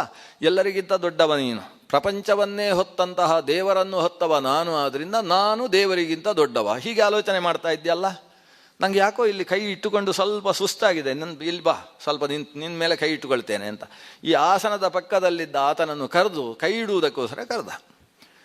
ಅವನ ಮೇಲೆ ತನ್ನ ಎಡಗೈಯನ್ನಿಟ್ಟ. 4 ಕೈಗಳಲ್ಲಿ ಒಂದೇ ಕೈಯನ್ನಿಟ್ಟದ್ದು. ಕೈ ಇಟ್ಟ ಕೂಡಲೇ ಭಾರ ತಾಳಲಿಕ್ಕಾಗದೆ ವಿಲವಿಲನೆ ಒದ್ದಾಡಿ ಹೋದಂತೆ ಗರುಡ. ಆ ಭಾರ ತಳಿಲಿಕ್ಕೆ ಆಗುವುದಿಲ್ಲ. ರೆಕ್ಕೆಗಳನ್ನೆಲ್ಲ ಬಿಟ್ಟು ಕಣ್ಣುಗಳೆಲ್ಲ ಆಲಿ ಮೇಲಕ್ಕೆ ಹೋಗಿ ಸ್ವಾಮಿ ಕ್ಷಮಿಸು ಅಂತ ಪ್ರಾರ್ಥನೆ ಮಾಡಿದ. ಎಲ್ಲ ಮೇಲಕ್ಕೇರಿದ್ದದ್ದೆಲ್ಲ ಇಳಿದು ಹೋಯ್ತಂತೆ. ಗರುಡನನ್ನು ಹಾಗೆ ನೇವರಿಸಿ ಸ್ವಲ್ಪ ತನ್ನ ಸ್ಪರ್ಶ ಮಾತ್ರದಿಂದ ಅವನಿಗೆ ಮತ್ತೆ ಸರಿಯಾದ ಸ್ಮೃತಿ ಬರುವ ಹಾಗೆ ಮಾಡಿ ಗರುಡನಲ್ಲಿ ಭಗವಂತ ಹೇಳಿದ, ಗರುಡ ನನ್ನನ್ನು ನೀನು ಹೊರುವುದಲ್ಲ, ನಿನ್ನಲ್ಲಿ ನಿಂತು ನಾನೇ ನನ್ನನ್ನು ಹೊರುವುದು. ನಾನು ಸ್ವಾಧಾರ, ನನಗೆ ಧರ್ಮಸ್ಯ ಪತಿ ಧರ್ಮ ಅಂತ ನನಗೆ ಹೆಸರು. ಧರ್ಮ ಅಂತ ನನಗೆ ಯಾಕೆ ಹೆಸರು? ಧಾರಣಾತ್ ಧರ್ಮ ಇತ್ಯಾಹು, ಎಲ್ಲವನ್ನೂ ಧಾರಣೆ ಮಾಡಿದ್ದಕ್ಕೋಸ್ಕರ ನನಗೆ ಧರ್ಮ ಅಂತ ಹೆಸರು. ವಿಶ್ವ ಅಂತ ಮತ್ತೊಂದು ಹೆಸರು. ವಿಷ್ಣು ಸಹಸ್ರನಾಮದಲ್ಲಿ ಮೊದಲನೇ ಶಬ್ದ ದೇವರಿಗೆ ವಿಶ್ವಂ ವಿಷ್ಣುರುವ ಷಡ್ಕಾರ ಅಂತ ಮೊದಲು ಭಗವಂತನಿಗೆ ವಿಶ್ವ ಅಂತ ಹೆಸರು. ವಿಶ್ವ ಅನ್ನುವ ಶಬ್ದ ಅನೇಕ ಅರ್ಥದಲ್ಲಿ ಭಗವಂತನನ್ನು ಹೇಳುವಂಥದ್ದು. ಅದರಲ್ಲಿ ಒಂದು ಅರ್ಥ ಗರುಡನ ಮೇಲೆ ಸಂಚರಿಸುವವ. ಯಾಕಂದರೆ ವಿ ಅಂದರೆ ಪಕ್ಷಿ, ಗರುಡ ಅಂತ ಒಂದು ಅರ್ಥ ಸಂಸ್ಕೃತದಲ್ಲಿ. ವಿ ಅನ್ನುವ ಶಬ್ದಕ್ಕೆ ವಿಹಗ ಅನ್ನುವ ಅರ್ಥ ಇದೆ, ಹಕ್ಕಿ ಅನ್ನುವ ಅರ್ಥ ಇದೆ. ಶ್ವ ಅಂದರೆ ಶ್ರೀಗತವು ಅಂತ ಧಾತು. ವಿ ಶ್ವ ಅಂದರೆ ವಿ ಅನಿಸಿದ ಗರುಡನ ಮೇಲೆ ಶ್ವಯತೆ, ವಿನಾ ಶ್ವಯತೆ ಇತಿ ವಿಶ್ವಂ, ಗರುಡನ ಮೂಲಕವಾಗಿ ಸಂಚರಿಸತಕ್ಕಂಥವ ಅನ್ನೋದು ಒಂದು ವಿಶ್ವ ಅನ್ನುವ ಶಬ್ದ. ನೀನು ಅಷ್ಟೇ ತಿಳ್ಕೊಂಡಿದ್ದೀಯ, ಅಷ್ಟೇ ಅಲ್ಲ ಅದಕ್ಕೆ ಅರ್ಥ. ವಿಹಿ ಅಪಿ ಶ್ವಯತೆ ಅನೇನೇತಿ ವಿಶ್ವಂ. ವಿಶ್ವಂ ಅಂದರೆ ಗರುಡನೂ ಕೂಡ ಯಾವ ನಾರಾಯಣನಿಂದಾಗಿ ಸಂಚಾರ ಮಾಡ್ತಾನೋ ಅಂತಹ ನಾರಾಯಣ, ಅಂದರೆ ಗರುಡನಿಗೆ ಸಂಚರಿಸುವ ಶಕ್ತಿ ಕೊಟ್ಟವ ಅನ್ನೋದು ವಿಶ್ವ ಅನ್ನೋ ಶಬ್ದದ ಅರ್ಥ. ನೀನು ನನ್ನನ್ನು ಹೊತ್ತುಕೊಂಡು ಯಾಕೆ ಸಂಚರಿಸ್ತಿ? ನನ್ನನ್ನು ಹೊರುವ ಹಾಗೆ ನಿನ್ನ ಒಳಗೆ ನಾನು ಕೂತಿದ್ದೇನೆ. ಇದು ಲೋಕಕ್ಕೆಲ್ಲ ಉಪದೇಶ. ಯಾರಿಂದ ಏನು ಕೆಲಸ ನಡೆಯುತ್ತೋ ಅದು ದೇವರು ಒಳಗೆ ಕುಳಿತು ನಡೆಸ್ತಾರೆ. ಅವರಿಗೆ ಅರ್ಹತೆ ಇರಬೇಕು.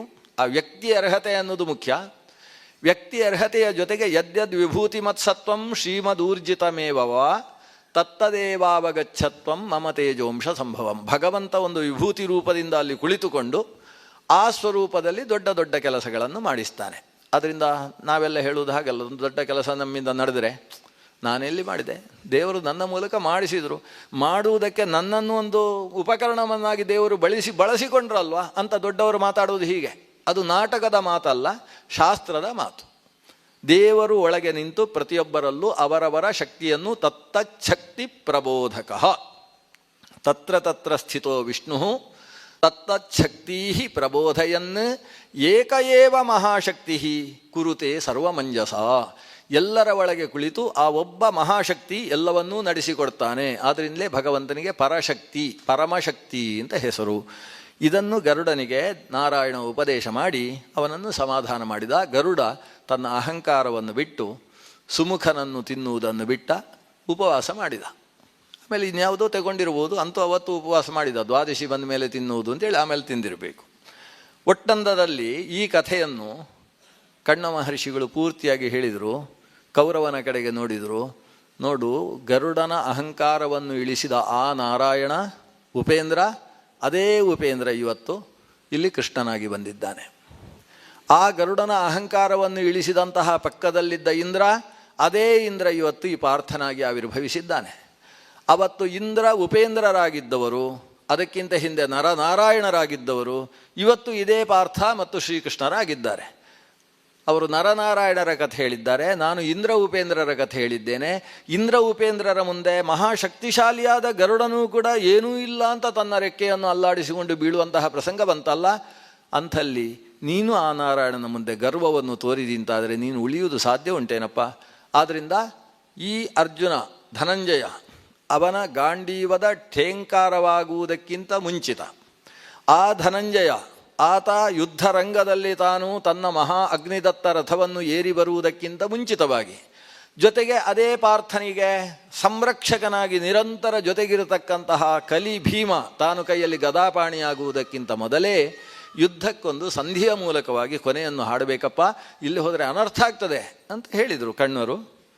ಇವರಿಷ್ಟು ಹೇಳುವಾಗ ಈ ದುರ್ಯೋಧನ ಪಕ್ಕದಲ್ಲಿದ್ದ ಕರ್ಣನ ಮುಖ ನೋಡಿ ಮೀಸೆಯಲ್ಲಿ ನಗ್ತಾ ಇದ್ದ.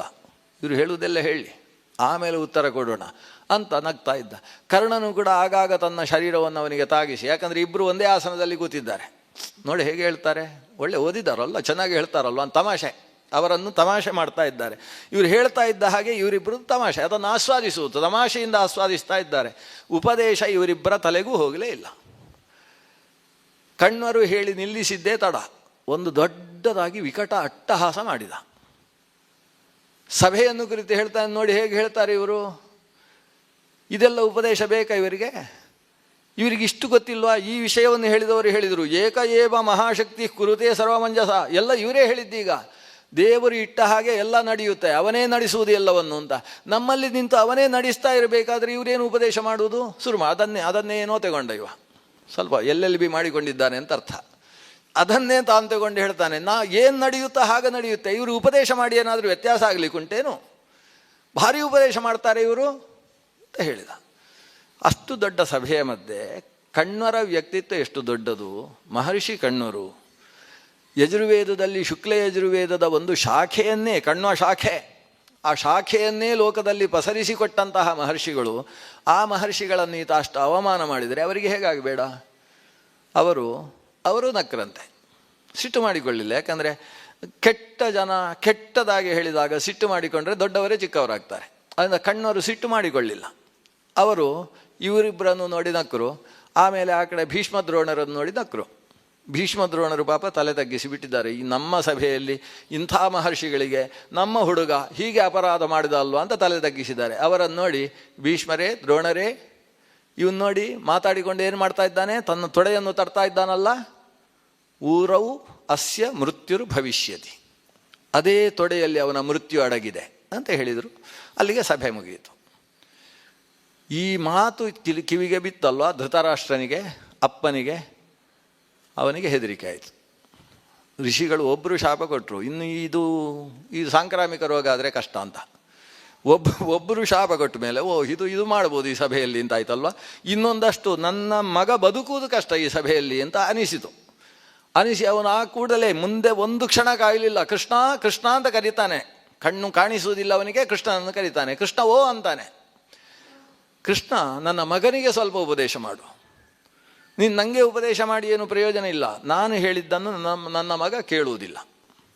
ಆದ್ದರಿಂದ ನೀನು ಉಪದೇಶ ಮಾಡಿದರೆ ನನ್ನ ಮಗ ಸ್ವಲ್ಪ ಕೇಳುವುದಕ್ಕೆ ಅವಕಾಶ ಇದೆ, ಆದರೆ ನೀನು ಅವನಿಗೆ ಉಪದೇಶ ಮಾಡು. ಇಷ್ಟು ಅವಕಾಶ ಸಿಕ್ಕಿದ್ದೇ ಸರಿ. ಶ್ರೀಕೃಷ್ಣ ಶುರು ಮಾಡಿದ, ಪ್ರವಚನ ಪ್ರಾರಂಭಿಸಿದ. ಸುಮಾರು 1.5 ಗಂಟೆ ಆಗ್ತದೆ. ನಾವೊಂದು 10 ನಿಮಿಷದಲ್ಲಿ ಮುಗಿಸುವ ಕೃಷ್ಣನ ಪ್ರವಚನ. ಕೃಷ್ಣ ದುರ್ಯೋಧನನನ್ನು ಕುರಿತು ಈ ಕಣ್ವರು ಮಾತಾಡಿದ ಹಾಗೆ ಮಾತಾಡಿದರೆ ಇವನು ನನಗೂ ತಮಾಷೆ ಮಾಡ್ತಾನೆ ಅಂತ ಗೊತ್ತು. ಅದಕ್ಕೆ ಆತನಿಗೆ ಸರಿ ಬಿಸಿ ಮುಟ್ಟಿಸುವ ರೀತಿಯಲ್ಲಿ ಉಪದೇಶ ಪ್ರಾರಂಭ ಮಾಡ್ತಾನೆ. ಹೇಳ್ತಾನೆ, ದುರ್ಯೋಧನ, ದೊಡ್ಡವರು ಹೇಳಿದ ಹಾಗೆ ಕೇಳತಕ್ಕದ್ದು. ಇದು ಚಿಕ್ಕವರಿಗೆ ಆದೇಶ ಹೊರತು ಅದು ಹಾಗೂ ಆಗಬಹುದು ಆಯ್ಕೆ ಅಲ್ಲ, ಆಪ್ಷನಲ್ ಅಲ್ಲ, ಅದು ಕಡ್ಡಾಯ. ದೊಡ್ಡವರು ಹೇಳಿದ ಹಾಗೆ ಕೇಳಬೇಕು. ಎಂಥ ಭೀಷ್ಮರು, ದ್ರೋಣರು, ಕೃಪರು, ಧೃತರಾಷ್ಟ್ರ ಸಾಮಾನ್ಯರಲ್ಲ. ಅವರೆಲ್ಲ ಯಾವುದು ಒಳ್ಳೆಯದು ಯಾವುದು ಕೆಟ್ಟದು ಅನ್ನುವುದನ್ನು ಅಂತರ್ದೃಷ್ಟಿಯಿಂದ ಅನುಭವ ದೃಷ್ಟಿಯಿಂದ ತಿಳಿಯತಕ್ಕಂಥವರು. ಆ ಅನುಭವ ದೃಷ್ಟಿಯಿಂದ ಒಂದು ನಿರ್ಧರಿಸಿ ಹೀಗಿರಬೇಕು, ಪಾಂಡವರ ಜೊತೆಗೆ ನೀನು ಸಂಧಾನದಿಂದ ಆನಂದದಿಂದ ಜೀವನ ಮಾಡಬೇಕು, ಅವರನ್ನು ವಿರೋಧಕ್ಕೆ ತಂದುಕೊಳ್ಳಬಾರ್ದು, ಇದಕ್ಕೋಸ್ಕರ ಯುದ್ಧ ಮಾಡಿ ಹೋಗಬಾರ್ದು, ವಂಶ ನಿರ್ವಂಶ ಆಗಿ ಹೋಗುತ್ತೆ, ಈ ರೀತಿ ಅವರು ಹೇಳ್ತಾ ಇದ್ದಾರೆ, ನೀನು ಕೇಳುವುದಿಲ್ಲವಲ್ಲ. ಅವರೆಲ್ಲ ನಿನ್ನ ಒಳಿತಿಗೋಸ್ಕರ ಹೇಳುವ ಮಾತನ್ನು ನೀನು ನನ್ನ ಅರ್ಹತೆ ಕಡಿಮೆ ಅಂತ ಹೇಳ್ತಾ ಇದ್ದಾರೆ ಅಂತ ಭಾವಿಸಿಕೊಳ್ತಾ ಇದೆಯಲ್ಲ, ಇದು ತಪ್ಪು. ಇದನ್ನು ಮೊದಲು ತಿದ್ದಿಕೊಳ್ಳಬೇಕು. ಎರಡನೇ ಅಂಶ ಹೇಳ್ತೇನೆ. ಒಟ್ಟು 7 ಅಂಶಗಳನ್ನು ಹೇಳ್ತಾನೆ ಅವನು. ನೆನಪಾದರೆ 7 ಹೇಳುವ, ಇಲ್ಲದೆ ಹೋದರೆ 5-6ರಲ್ಲಿ ನಿಲ್ಲಿಸುವ. ಎರಡನೇ ಅಂಶ ಹೇಳ್ತಾನೆ, ನೀನು ಇವತ್ತು ಯಾವ ರಾಜ್ಯವನ್ನು ನನ್ನ ರಾಜ್ಯ ಅಂತ ಹೇಳ್ತಾ ಇದೆಯೋ ಇದನ್ನೆಲ್ಲ ಸಂಪಾದಿಸಿದ್ದು ಪಾಂಡವರು. ರಾಜಸೂಯ ಯಾಗವನ್ನು ಆಲೋಚಿಸಿದಂತಹ ಪಾಂಡವರು 4 ದಿಕ್ಕುಗಳಿಗೂ ದಿಗ್ವಿಜಯಕ್ಕೋಸ್ಕರ ಸಾಗಿ ಎಲ್ಲರನ್ನೂ ಗೆದ್ದು ಬೇಕಾದಷ್ಟು ಸಂಪತ್ತನ್ನು ತಂದು ಇಲ್ಲಿ ಹಾಕಿದರು. ಆ ಹಾಕಿದ ಸಂಪತ್ತನ್ನಲ್ವ ಇವತ್ತು ನನಗೇ ಬೇಕು, ಅವರಿಗೆ ಕೊಡಲಾರೆ ಅಂತ ನೀನು ಇಟ್ಟುಕೊಳ್ತಾ ಇರುವುದು. ಇದು ಏನು ಧರ್ಮ? ಇದು ಅಧಾರ್ಮಿಕನಾಗಿದ್ದಿ. ನೀನು ಸಿಂಹಾಸನದಲ್ಲಿ ಕೂತುಕೊಂಡು ಯುವರಾಜ ಅಂತ ಹೇಳಿಕೊಳ್ತಿ, ಆದರೆ ಲೋಕಕ್ಕೆಲ್ಲ ಯುವರಾಜ ಮಾಡುವ ತಪ್ಪಿನ ದಾರಿಯಲ್ಲಿ ಸಾಗಿ ಅಂತ ಉಪದೇಶ ಕೊಡ್ತಾ ಇದ್ದಿ. ಒಬ್ಬರು ತಪ್ಪು ಮಾಡುವುದು ದೊಡ್ಡದಲ್ಲ, ಆದರೆ ರಾಜ, ಯುವರಾಜ ಅನ್ನುವ ಸ್ಥಾನದಲ್ಲಿದ್ದವರು ತಪ್ಪು ಮಾಡಬಾರದು. ಯುವರಾಜ ಅಥವಾ ರಾಜಸ್ಥಾನ ಅನ್ನುವುದು ಅದು ಮುಳ್ಳಿನ ಆಸನ ಇದ್ದ ಹಾಗೆ, ತುಂಬ ಜಾಗೃತೆಯ ಆಸನ. ಸಾಮಾನ್ಯ ವ್ಯಕ್ತಿ ಒಂದು ತಪ್ಪು ಮಾಡಿದರೆ ಅದರ ಫಲ ಅವನಿಗೆ ಮಾತ್ರ ಅಲ್ಪ ಫಲ. ಆದರೆ ದೊಡ್ಡ ವ್ಯಕ್ತಿ ತಪ್ಪು ಮಾಡಿದರೆ ಆ ತಪ್ಪನ್ನು ನೋಡಿ 1000 ಜನ ತಪ್ಪು ಮಾಡ್ತಾರೆ. ದೊಡ್ಡವರು ಮಾಡಿದ್ದಾರೆ, ದುರ್ಯೋಧನನೇ ಹಾಗೆ ಮಾಡಿದ್ದಾನೆ, ನಾನು ಯಾಕೆ ಮಾಡಬಾರ್ದು ಅಂತ ಶುರು ಮಾಡ್ತಾರೆ. ಇವನು ನೀನು ಮಾಡಿದ ತಪ್ಪನ್ನು ನೋಡಿ ಎಷ್ಟು ಜನ ತಪ್ಪು ಮಾಡ್ತಾರೋ ಅಷ್ಟು ಜನರ ತಪ್ಪಿನ ಫಲ ನಿನ್ನ ತಲೆ ಮೇಲೆ ಬರ್ತದೆ. ಯದ್ಯದಾಚರತಿ ಶ್ರೇಷ್ಠ ತತ್ತದೇವೇತರೋ ಜನಃ ಸಯತ್ ಪ್ರಮಾಣಂ ಕುರುತೆ ಲೋಕಸ್ತದನು ವರ್ತತೆ. ಲೋಕದ ಜನ ಅದನ್ನು ಅನುಸರಿಸಿ ಬಿಡ್ತಾರೆ. ಆದ್ದರಿಂದ ನೀನು ತಪ್ಪು ಮಾಡುವ ಹಾಗಿಲ್ಲ. ರಾಜ ನೀನು, ಯುವರಾಜ ನೀನು. ಅವರ ಸಂಪಾದನೆ, ಅವರ ಶ್ರಮದ ಫಲ, ಅವರು ಬೆವರು ಸುರಿಸಿ ತಂದು ಹಾಕಿದಂತಹ ಸಂಪತ್ತು, ಪಾಂಡವರು ಸಂಪಾದಿಸಿದಂತಹ ಸಂಪತ್ತನ್ನು ನೀನು ನನ್ನ ಸಂಪತ್ತು ಅಂತ ಅದಕ್ಕೆ ರಾಜನಾಗುವುದಕ್ಕೆ ಹವಣಿಸಿದೆಯಲ್ಲ, ಇದು ಮಹಾ ಅಪರಾಧ. ಮೂರನೆಯದ್ದು, ಎಷ್ಟು ಧಾರ್ಮಿಕರಾದಂತಹ ಪಾಂಡವರಿಗೆ ಎಷ್ಟು ಅಪಚಾರ ಮಾಡಿದ್ದಿ ನೀನು. ಇಷ್ಟು ಅಪಚಾರ ಮಾಡಿದರೂ ಕೂಡ ಆ ಪಾಂಡವರು ನಿನಗೆ ಸ್ವಲ್ಪವೂ ವಿರೋಧ ಮಾಡದೆ ಅವರು ಅದನ್ನಷ್ಟನ್ನೂ ಒಪ್ಪಿಕೊಂಡು ಈ ದೊಡ್ಡಪ್ಪನಾದಂತಹ ಧೃತರಾಷ್ಟ್ರನಿಗೆ ಬೇಸರ ಆಗಬಾರ್ದು ಅಂತ ಕಾಲಿಗೆ ಬಿದ್ದು ನಮಸ್ಕಾರ ಮಾಡಿ ಕಾಡಿಗೆ ಹೋಗಿ ಅಜ್ಞಾತವಾಸ ಮುಗಿಸಿ ಬಂದರಲ್ಲ. ನಿನ್ನ ಅಷ್ಟೂ ಅಪಚಾರಗಳನ್ನು ಕೂಡ ಸಹಿಸಿಕೊಂಡಂತಹ ಪಾಂಡವರು ಎಷ್ಟು ದೊಡ್ಡ ಧಾರ್ಮಿಕರು. ಅವರಿಗೆ ನಿಷ್ಕಾರಣವಾಗಿ ಕೇವಲ ಮಾತ್ಸರ್ಯದಿಂದ ಇಷ್ಟು ಅಪಚಾರಗಳನ್ನು ಮಾಡಿದಂತಹ ನೀನು ಎಷ್ಟು ದೊಡ್ಡ ಅಧಾರ್ಮಿಕ. ಇವತ್ತು ತಿದ್ದುಕೊಳ್ಳುವುದಕ್ಕೆ ಒಂದು ವಿಪುಲಾವಕಾಶ ಪ್ರಾಪ್ತಿಯಾಗಿದೆ. ಆದ್ದರಿಂದ ಅವರಿಗೆ ಸಂಬಂಧಪಟ್ಟದ್ದನ್ನು ಅವರಿಗೆ ಕೊಡು. ಇನ್ನೊಂದು ಕಾರಣ ಉಂಟು. ನೀನು ಅವರ ಸಂಪತ್ತನ್ನು ಅಪಹರಿಸಿದಿ, ಅವರಿಗೆ ಅಪಚಾರವನ್ನು ಮಾಡಿದಿ, ಅವರದ್ದೇ ಆದ ಸಂಪತ್ತನ್ನು ನನ್ನ ಸಂಪತ್ತು ಅಂತ ಹೇಳಿಕೊಳ್ತಾ ಬಂದಿ. ಇವತ್ತು ಯುದ್ಧವೇ ಬೇಕು ಅಂತ ಹೇಳ್ತಾ ಇದ್ದಿ. ಈ ಯುದ್ಧದ ಪರಿಣಾಮವನ್ನು ನೋಡಿ ಆದರೂ ನೀನು ಈ ಯುದ್ಧದಿಂದ ಹಿಂದೆ ಬರಬೇಕು. ಯಾಕಂದರೆ ಯುದ್ಧಕ್ಕೆ ಎದುರುಗಡೆ ನಿಲ್ಲುವವರು ಯಾರು? ಸಾಕ್ಷಾತ್ ಧನಂಜಯ ಅಂತ ಕರೆಸಿಕೊಂಡ ಅರ್ಜುನನ ಜೊತೆಗೆ ನಾನು, ಜೊತೆಗೆ ಆ ಬಲ ಭೀಮ. ಅವರ ಬಗ್ಗೆ ಎಲ್ಲ ಕೃಷ್ಣ ಹೇಳ್ತಾನೆ. ಅವರ ಸಾಮರ್ಥ್ಯ ಏನು ಅಂತ ನೀನೇ ನೋಡಿದಿ ಅಂತ ಬೇರೆ ಹೇಳ್ತಾನೆ. ವಿರಾಟ ನಗರದ ದೃಷ್ಟಾಂತ ಕೊಡ್ತಾನೆ, ನಿಮ್ಮ ಘೋಷಯಾತ್ರೆಯ ಕಥೆ ಹೇಳ್ತಾನೆ. ಅದನ್ನು ಉಲ್ಲೇಖ ಮಾಡಿ ಹೇಳ್ತಾನೆ ಕೃಷ್ಣ, ನೋಡು ಕೌರವ, ಅವರ ಮುಂದೆ ನೀವು ಗೆಲ್ಲುವುದಕ್ಕೆ ಸುತರಾಮ್ ಸಾಧ್ಯ ಇಲ್ಲ. ಘೋಷಯಾತ್ರೆಯನ್ನು ನೆನಪಿಸಿಕೊ. ನೀವೆಲ್ಲ ಆ ಗಂಧರ್ವನಿಗೆ, ಚಿತ್ರರಥನಿಗೆ ಸೆರೆ ಸಿಕ್ಕಿದ್ರಿ.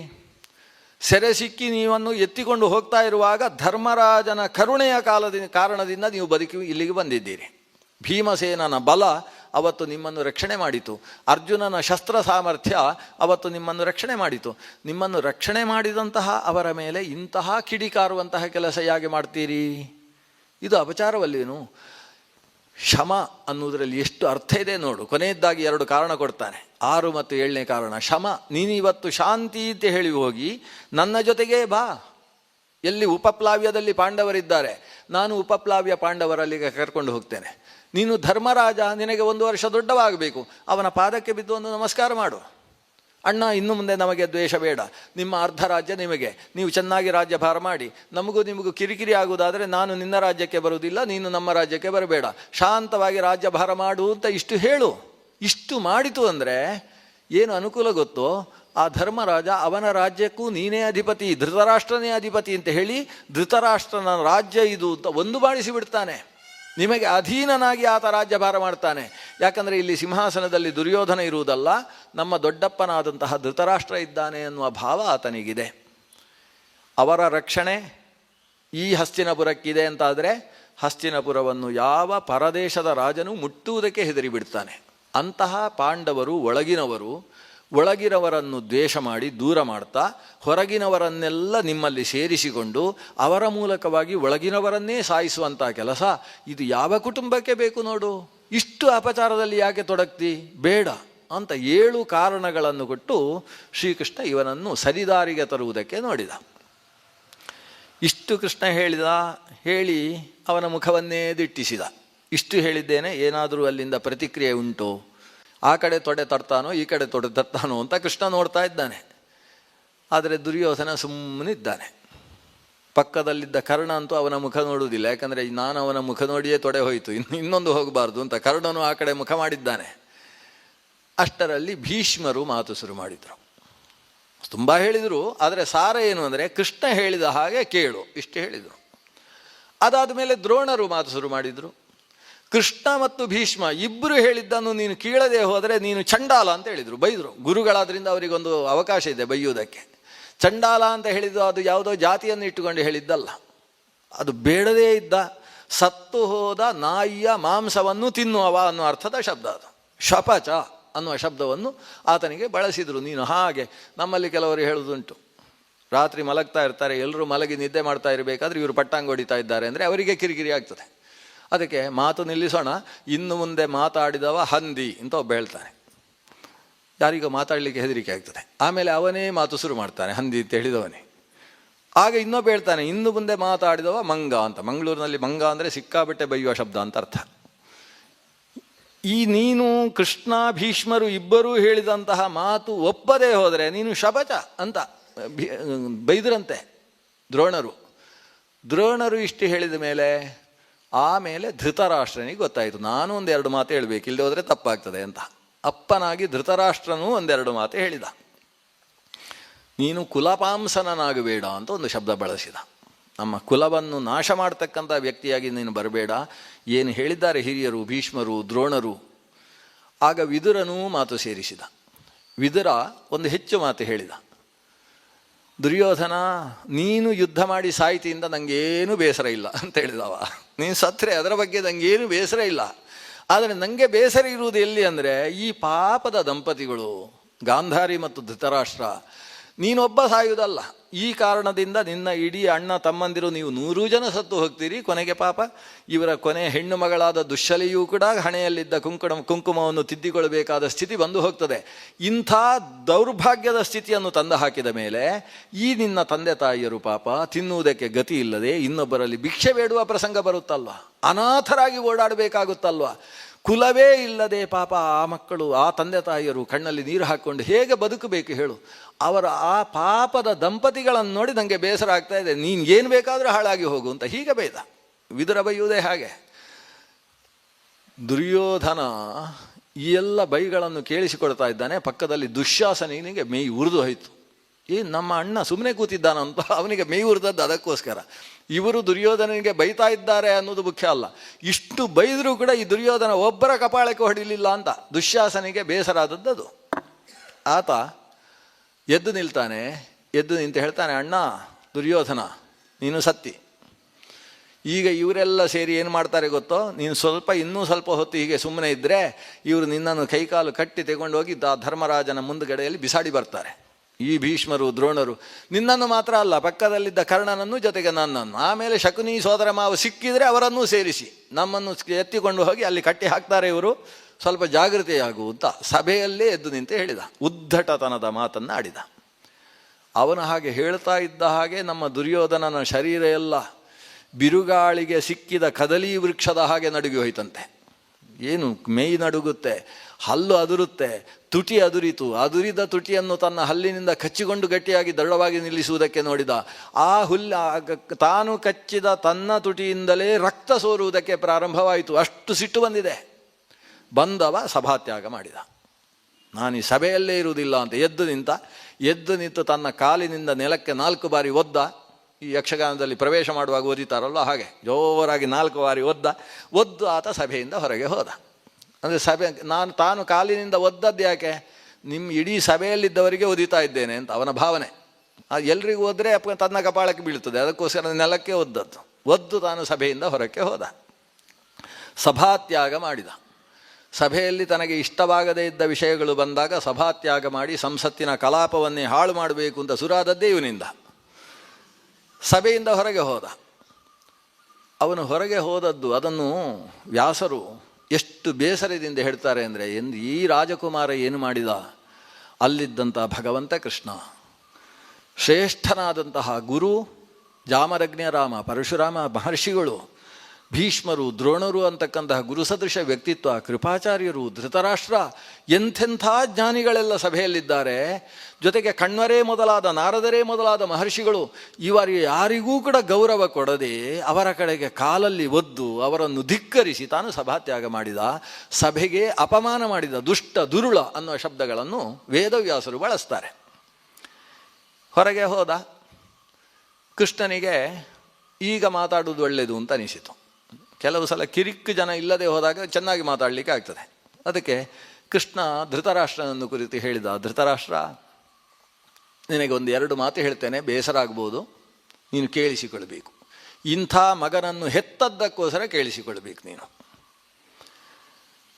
ಇವನನ್ನು ಕುಲದಿಂದ ಹೊರಗೆ ಹಾಕಿ ಒಂದೋ ಕತ್ತರಿಸಿ 4 ರಸ್ತೆಯ ಮಧ್ಯದಲ್ಲಿ ನೀವೇ ಇಡಿ, ಕುಲ ಆದರೂ ಉಳಿಯುತ್ತೆ. ಯಾಕಂದರೆ ಕುಲವನ್ನು ಉಳಿಸುವುದಕ್ಕೋಸ್ಕರ ಒಬ್ಬನನ್ನು ತೆಗೆಯುವುದು ಒಳ್ಳೆಯದು. ಅದಕ್ಕೊಂದು ಗಾದೆ ಉಂಟು. ಇಡೀ ಕುಲವನ್ನು ಉಳಿಸಿ ಒಂದು ದೇಶವನ್ನು ಉಳಿಸುವುದಕ್ಕೋಸ್ಕರ ಒಂದು ಕುಲವನ್ನು ಹೊರಗೆ ಹಾಕಬಹುದಂತೆ. ಒಂದು ಗ್ರಾಮವನ್ನು ಉಳಿಸುವುದಕ್ಕೋಸ್ಕರ ಒಂದು ಕುಲವನ್ನು ಹೊರಗೆ ಹಾಕಬಹುದು. ಗ್ರಾಮಂ ಜನಪದಸ್ಯಾರ್ಥೇ. ಒಂದು ಗ್ರಾಮ, ಒಂದು ಜನಪದ ಅಂದರೆ ತಾಲೂಕು ಅಥವಾ ಜಿಲ್ಲೆ ಅಂತ ಇಟ್ಕೊಳ್ಳಿ.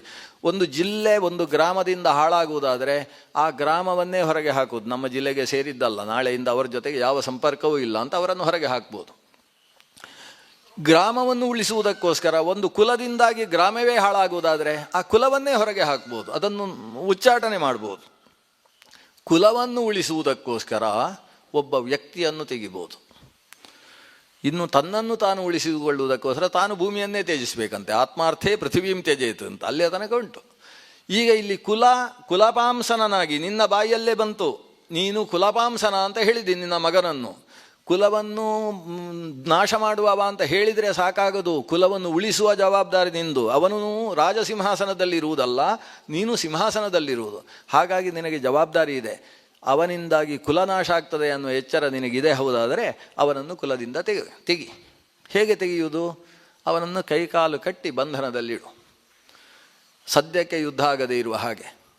ಯಾವತ್ತು ಅವನೆಲ್ಲ ಸರಿಯಾಗಿದ್ದೇನೆ, ಆಮೇಲೆ ಅವನಿಗೆ ಸ್ವಲ್ಪ ಮನಃಶಾಸ್ತ್ರಜ್ಞರನ್ನೆಲ್ಲ ಕರೆಸಿ ಸ್ವಲ್ಪ ಕೌನ್ಸಿಲಿಂಗ್ ಎಲ್ಲ ನಡೆಸಬೇಕು. ಅವನಿಗೆ ಅಲ್ಲಿ ಕಾರಾಗಾರದಲ್ಲಿಟ್ಟು ಅವನಿಗೆ ಸ್ವಲ್ಪ ಬುದ್ಧಿವಾದ ಎಲ್ಲ ಆಗಬೇಕು. ಅದೆಲ್ಲ ಆಗಿ ಅವನ ಮನಸ್ಸು ಸರಿಯಾಗಿದ್ದಾನೆ ಅಂತ ಆದ ಮೇಲೆ ಮತ್ತೆ ಬೇಕಾದರೆ ಕರ್ಕೊಂಡು ಬಾ.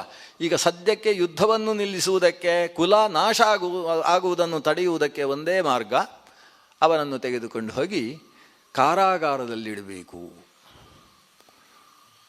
ಹೀಗೆ ಮಾಡಿದ್ದುಂಟು ಅಂತ ದೃಷ್ಟಾಂತಗಳನ್ನು ಹೇಳಿದ ಕೃಷ್ಣ. 1 ಅಲ್ಲ 2 ಅಲ್ಲ 3 ದೃಷ್ಟಾಂತ ಹೇಳ್ತಾನೆ. ಲೋಕದಲ್ಲಿ ಒಬ್ಬನಿಂದ ಭಾರಿ ತೊಂದರೆ ಆಗ್ತದೆ ಅಂದರೆ ಅವನನ್ನು ಸಾಯಿಸಬೇಕು.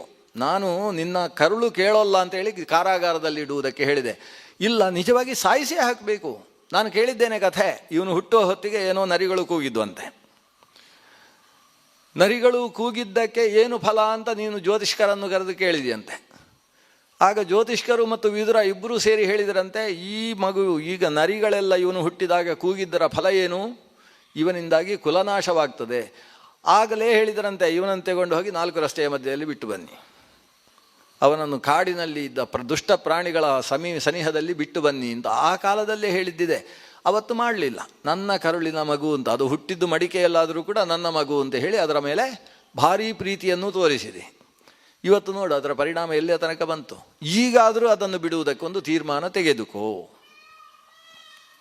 ಜ್ವಲಂತ ದೃಷ್ಟಾಂತ ಉಂಟು ಈ ವಿಷಯದಲ್ಲಿ. ನಮ್ಮ ಕಂಸ ನನಗೆ ಮಾವಾಗಬೇಕು ಅಂತ ಕಂಸನ ಕಾರಣ ಕೊಟ್ಟ.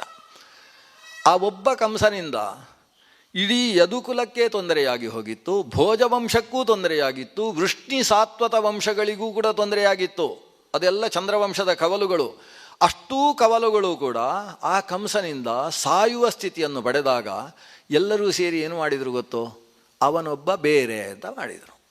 ಅವನು ಸತ್ತರೆ ನಮಗೆ ಸಂಬಂಧ ಇಲ್ಲ ಅಂತ ಮಾಡಿದರು.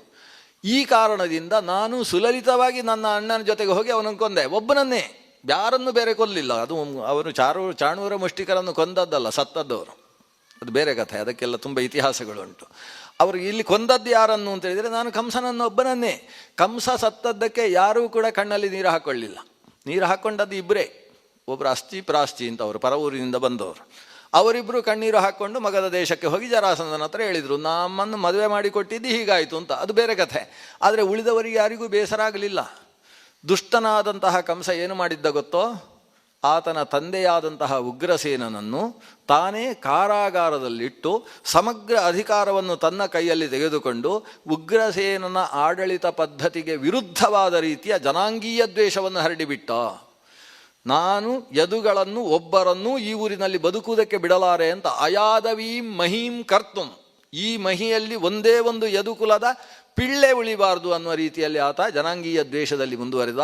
ಅದರ ಪರಿಣಾಮ ಅವನನ್ನು ಕೊಂದೆ. ಅವನನ್ನು ಕೊಂದ ಮೇಲೆ ಎಲ್ಲರೂ ನಮ್ಮ ಪಕ್ಷ. ಇವತ್ತು ಯದುಗಳು ಎಷ್ಟು ಚೆನ್ನಾಗಿದ್ದಾರೆ ಗೊತ್ತೋ? ವಂಶಕ್ಕೆ ಮಾರಕವಾಗಿ ಒಬ್ಬ ಮುಂದುವರಿದಾಗ ಅವನನ್ನೊಬ್ಬನನ್ನು ತೆಗೆಯುವಂಥದ್ದು ಅದು ಕರ್ತವ್ಯ. ಇಲ್ಲೇ ಹೋದರೆ ಏನಾಗ್ತದೆ? ಇಡೀ ಸಮುದಾಯವೇ ಸತ್ತು ಹೋಗ್ತದೆ. ಈಗ ನೀನು ದುರ್ಯೋಧನನನ್ನು ಒಬ್ಬನನ್ನು ತೆಗೆದರೆ ಆವಾಗ ಸಮುದಾಯ ಉಳಿಯುತ್ತೆ. ಇಲ್ಲೇ ಹೋದರೆ ಸಮುದಾಯ ಹಾಳಾಗುತ್ತೆ. ಇನ್ನೊಂದು ಕಥೆ, ಚತುರ್ಮುಖ ಬ್ರಹ್ಮನ ಒಂದು ಕಥೆ ಹೇಳ್ತೇನೆ ಕೇಳು.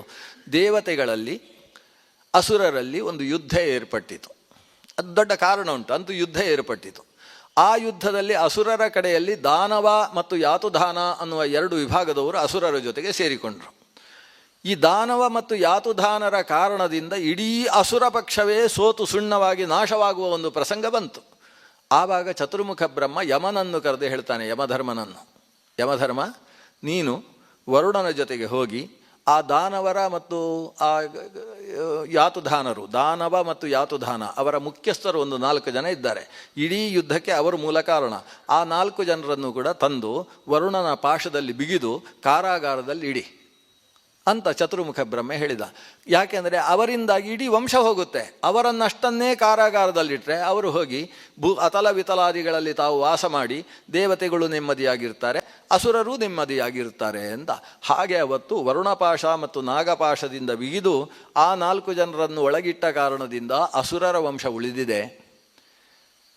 ಯಾವತ್ತು ಕುಲಕ್ಕೆ ತೊಂದರೆ ಬಂದಾಗ ಒಬ್ಬ ವ್ಯಕ್ತಿಯನ್ನು ಬಿಡುವಂಥದ್ದು ಅತ್ಯಂತ ಸಮಂಜಸ.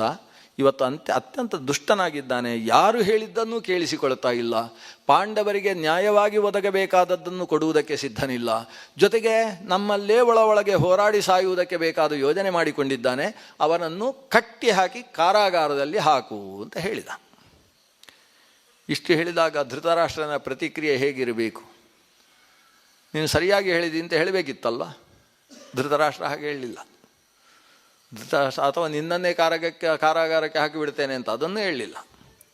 ಅವ ಕಣ್ಣಲ್ಲಿ ನೀರು ಹಾಕಿಕೊಂಡು ಗೊಳೋ ಅಂತ ಅತ್ತ ಧೃತರಾಷ್ಟ್ರ ಹೇಳ್ತಾನೆ ಕೃಷ್ಣನಿಗೆ, ಇಲ್ಲ ಕೃಷ್ಣ, ಒಂದು ಕ್ಷಣ ನಾನು ಅವನನ್ನು ಸರಿ ಮಾಡ್ತೇನೆ, ನನ್ನ ಮಗನನ್ನು ಬುದ್ಧಿ ಹೇಳಿ ಸರಿ ಮಾಡ್ತೇನೆ, ಆದರೆ ನಾನು ಹೇಳಿದರೆ ಕೇಳೋಲ್ಲ.